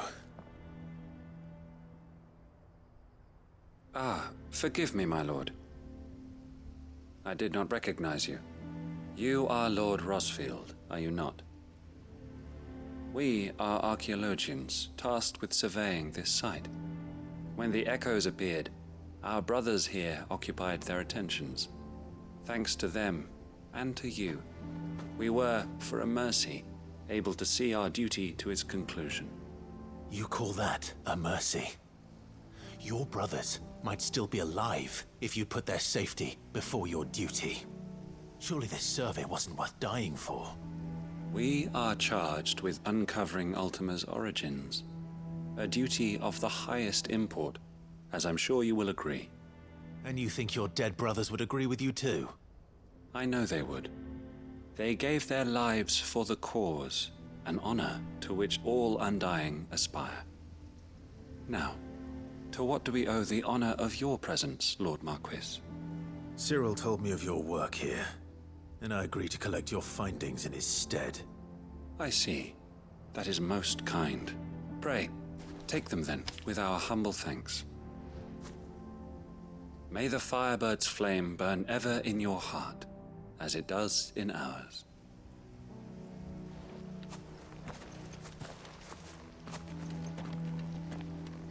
It's one thing to lay down your life for another, but for a survey... I suppose I'd better get this back to Cyril. Think no more of us, my lord. Only deliver our findings.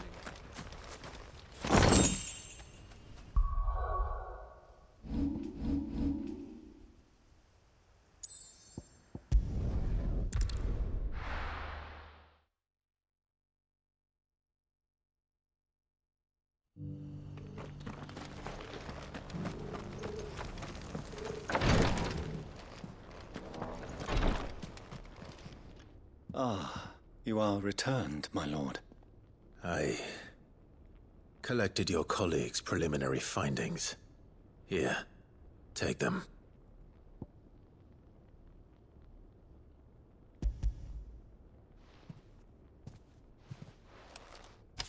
My thanks. I shall study them, and inform you forthwith if I discover aught that might aid you in your fight against Ultima. Cyril, your survey party suffered several losses in Kretov. Losses which could have been avoided, had the others not chosen to complete their work, instead of saving their friends. Were these your orders? No. This was their choice. Every Undying devotes his life to the service of the Phoenix. It is our sole duty, and should we die in discharging it, so be it. Even when death is avoidable. My lord, I fear that this is not a point over which it would be fruitful to argue. The Undying have served the Phoenix for countless generations, and your opinion of our methods, however earnest, is not like to change them. We live to serve the Phoenix. Our very order exists for that purpose, and that purpose alone. Cyril, I know that you and your brethren answer only to Joshua, but allow me to offer you a word of advice. It does not further the cause of the Phoenix to have his loyal followers surrender their lives without good reason. Provide your survey parties with an escort, that they might live to do their duty for years to come. Think not only of how you can serve the Phoenix, but how Joshua would want you to serve him. Please. For all our sakes. I thank you for your advice, my lord. If you will permit me to respond, our faith in his grace, Joshua Rossfield, is absolute. And we of the Undying will do what we believe is right to fulfill our duty unto him.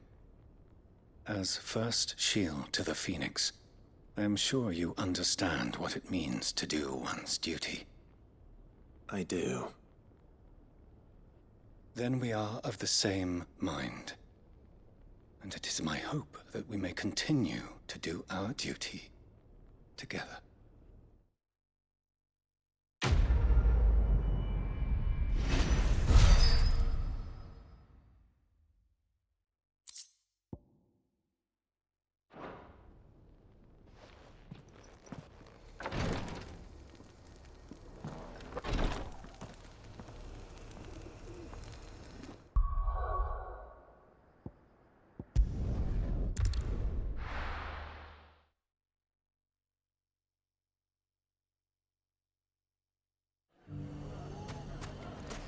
Everything's back the way it was.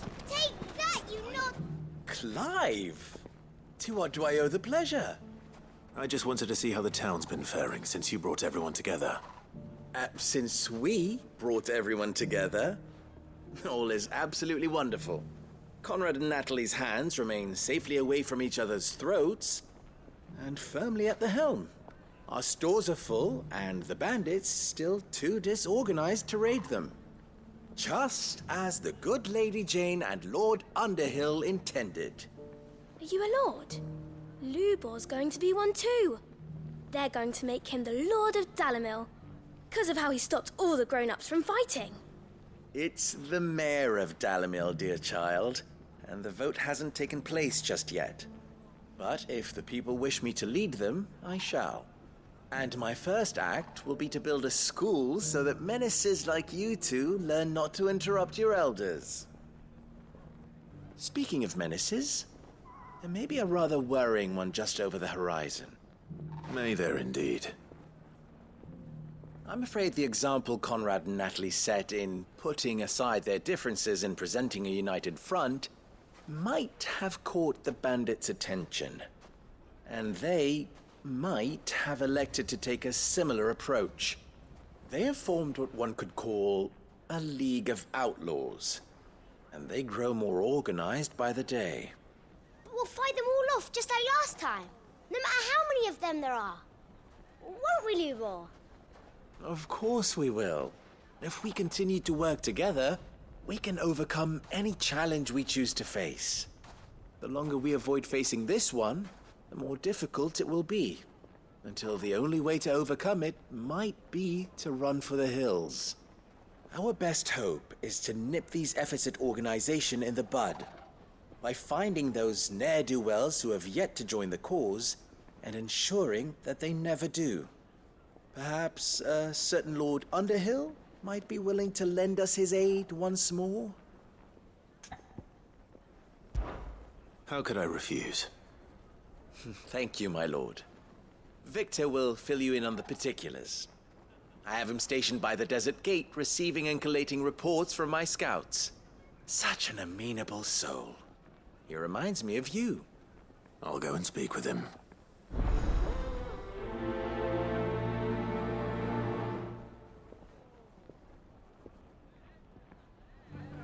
What's the difference between a lord and a mayor? A League of Outlaws. Sounds like we have some competition.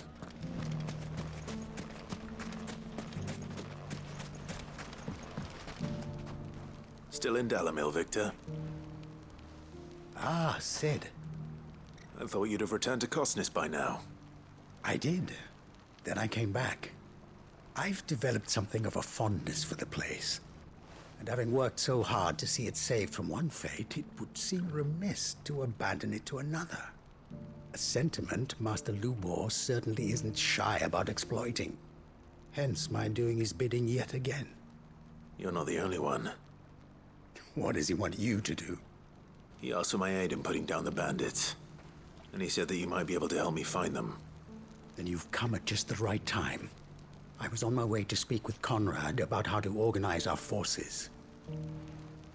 There are more camps in the vicinity than we can safely strike at once. But we must strike together, and we must strike soon at as many camps as we can. We can't give this league of theirs time to rally its forces. All right. Which camp shall I take? There's one upriver. Just out there, across the dunes. Leave it with me.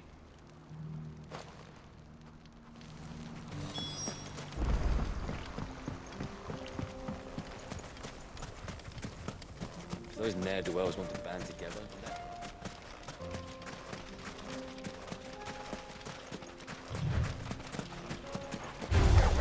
All right.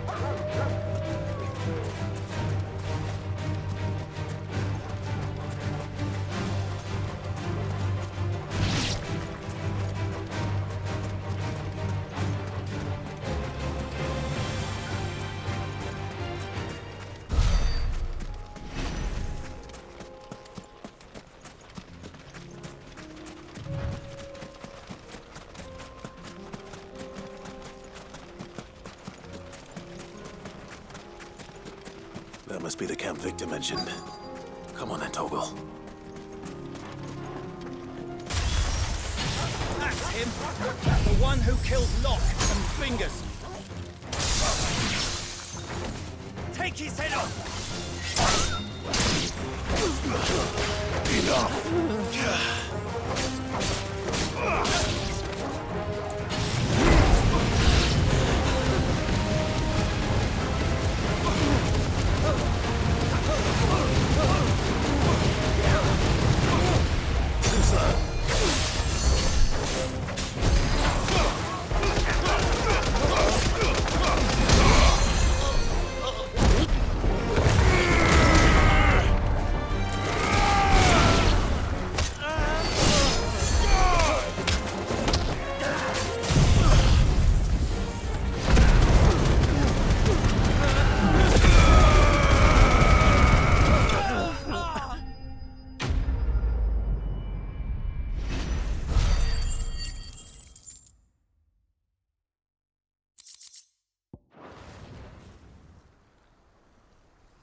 I'd better let Victor know. Sid, where are you? Ah, I see the bandits didn't pose you any trouble. No, but... that's not why you're here, is it? No. Something's happened. We need you back in Dalamil. What is it? The whole town's in uproar. They're saying that Lubor is a bearer. What? Seems that one of our parties wasn't as thorough as they should have been. They let one of the bandits escape, and his escape route took him right through Dalamil. Some of the children spotted him, and he was about to silence them. And when Lubor felled him with a bolt of magic, and without a crystal. But that's not possible. It is, if he's a bearer and has been hiding it all these years, which is what people are saying. If he has, well, I wouldn't blame him. No man is branded by choice. Still, all those people see is a man who's lied to them all his life. One who was made a leader of himself when the world believed he should have been a slave. Fuck. I don't know where we go from here, but I know one thing. Lubor needs all the friends he can get right now. You're right.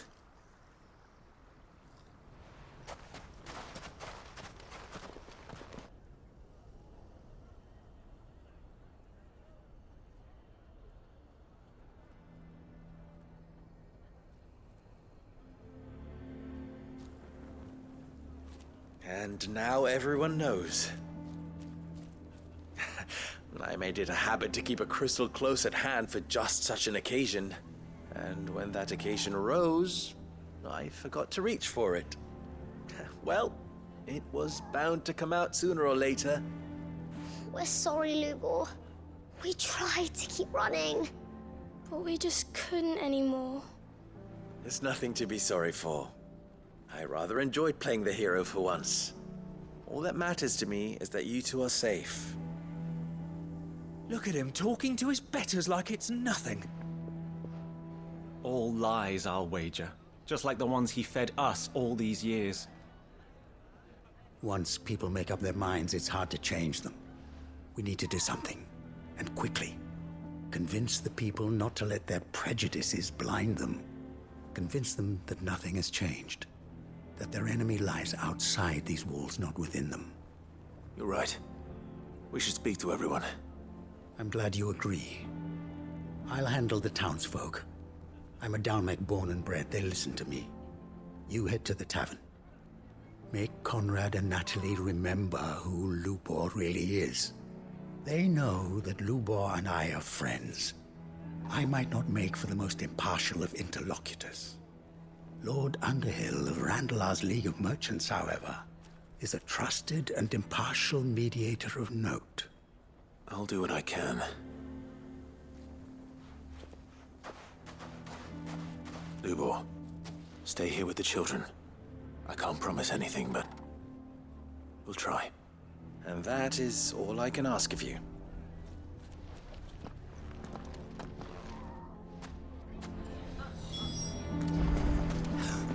Why are you taking the bearers? Why do they always have to make such a fuss? He knew all along that he was...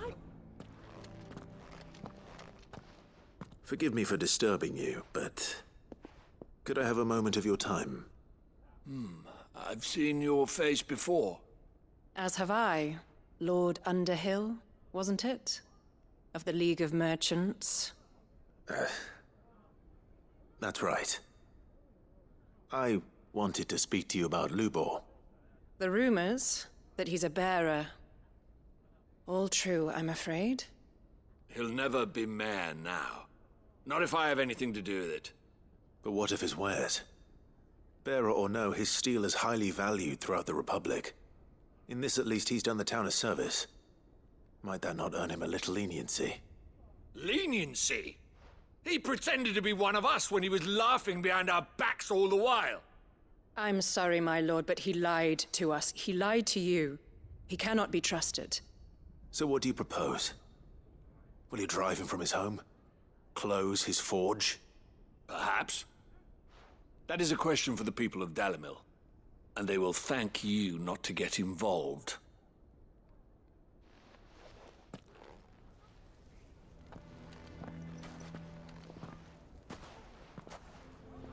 The townsfolk have made their minds up.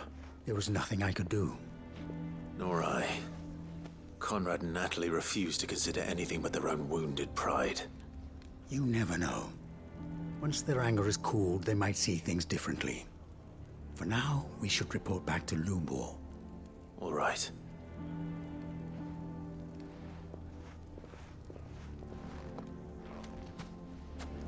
Why do they always have to make such a fuss? Why the hell would Victor take the bearers? For a sharing. I assume the situation is hopeless? There's still hope. But...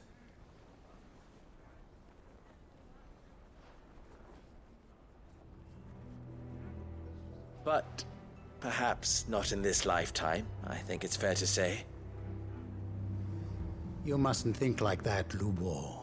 Give them time. They'll come around. We'll talk some sense into them in the end, you'll see.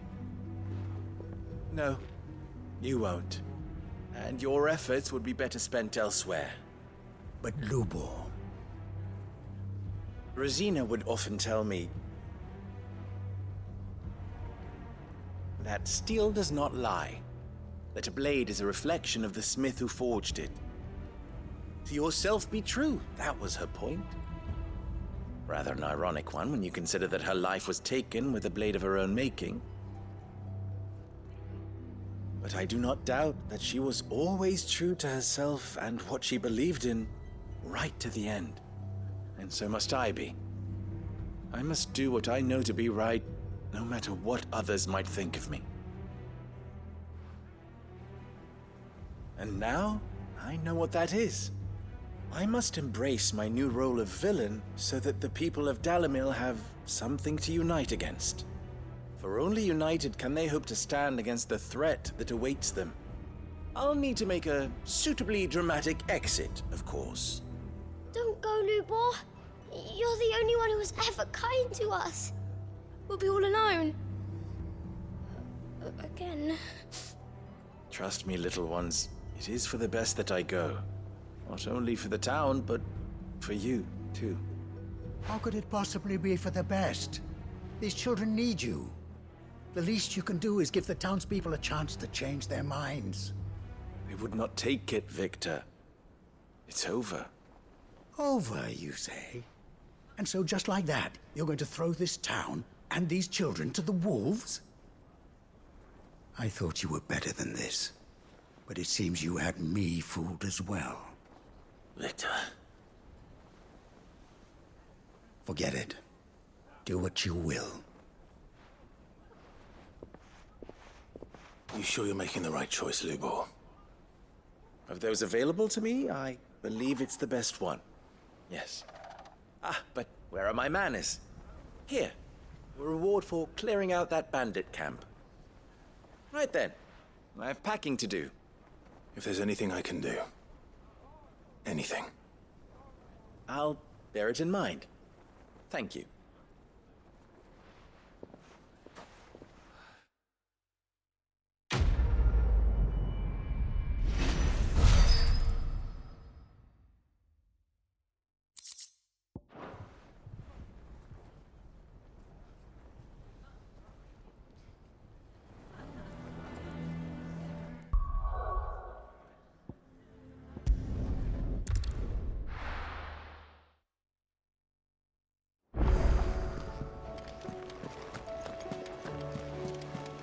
Covered in nicks and lumps, the lot of them. It's a wonder they can still walk.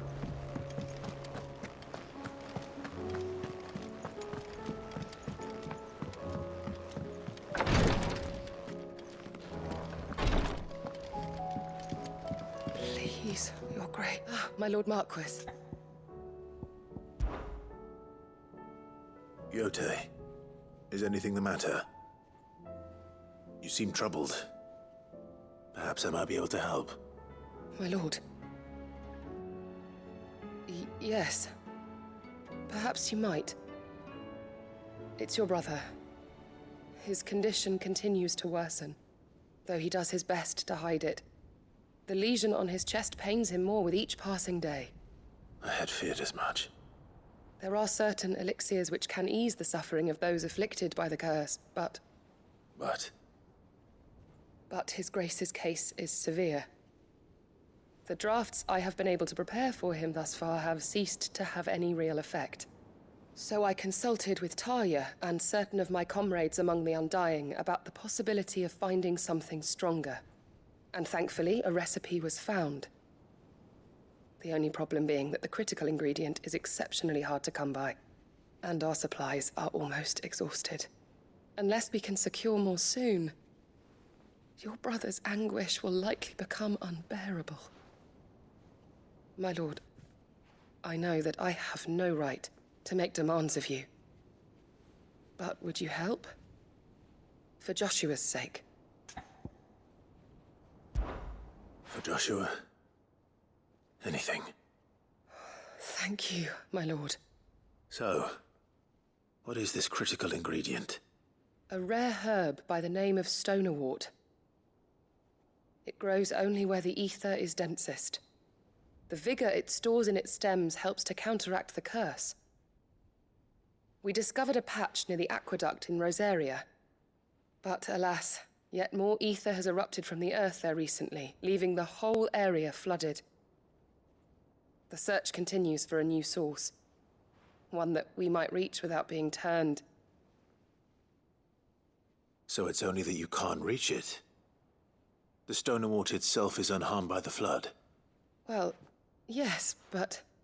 Then I shall go in your stead. But, my lord... You've yet to find another source, correct? So for now, the aqueduct is our best hope. Besides, I'm a dominant. The ether can't hurt me. Well, if you're sure, my lord. Stonerwort is easily identified by its blood-red blooms. Search around the aqueduct, and you're sure to find some soon enough. I shall remain here and prepare the other ingredients.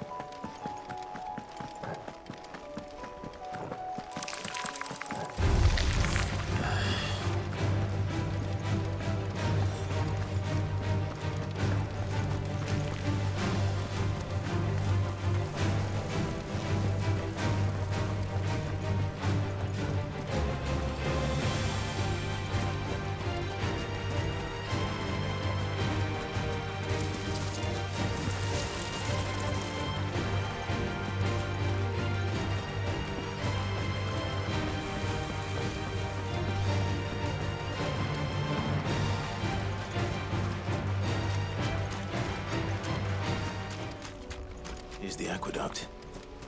Now to find our stonewort. Yote mentioned blood-red petals. Just my luck.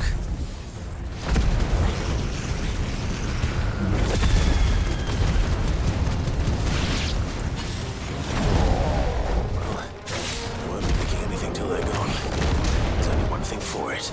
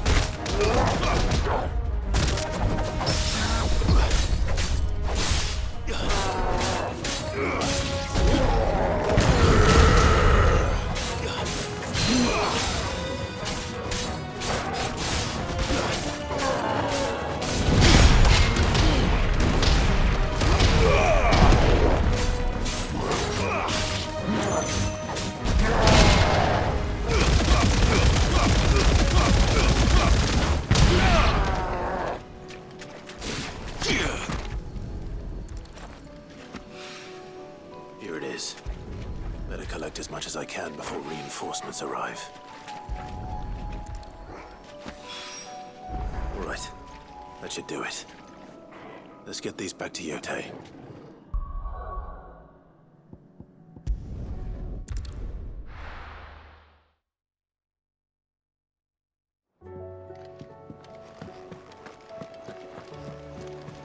Covered in nicks and lumps, the lot of them. It's a wonder they can still walk.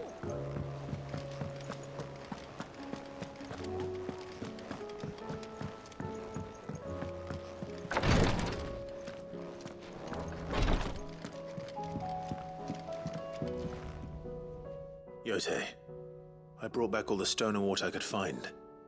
Will this be enough?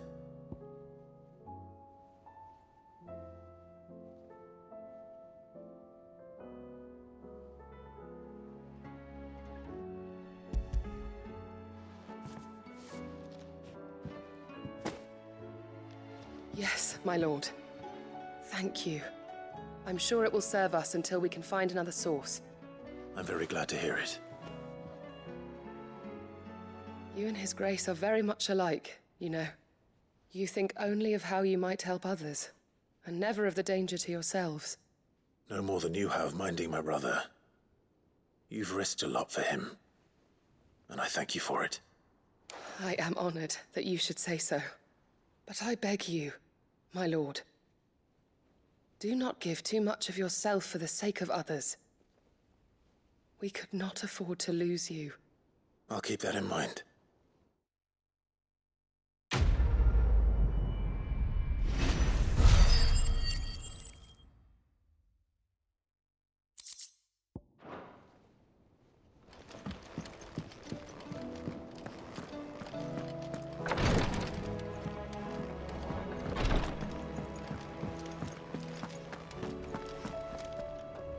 Is something wrong? Not at all. Honestly. Can't a man wish his friend farewell? Just wanted to let you know that I'll keep things in order while you're off saving the world. I'll hold you to that.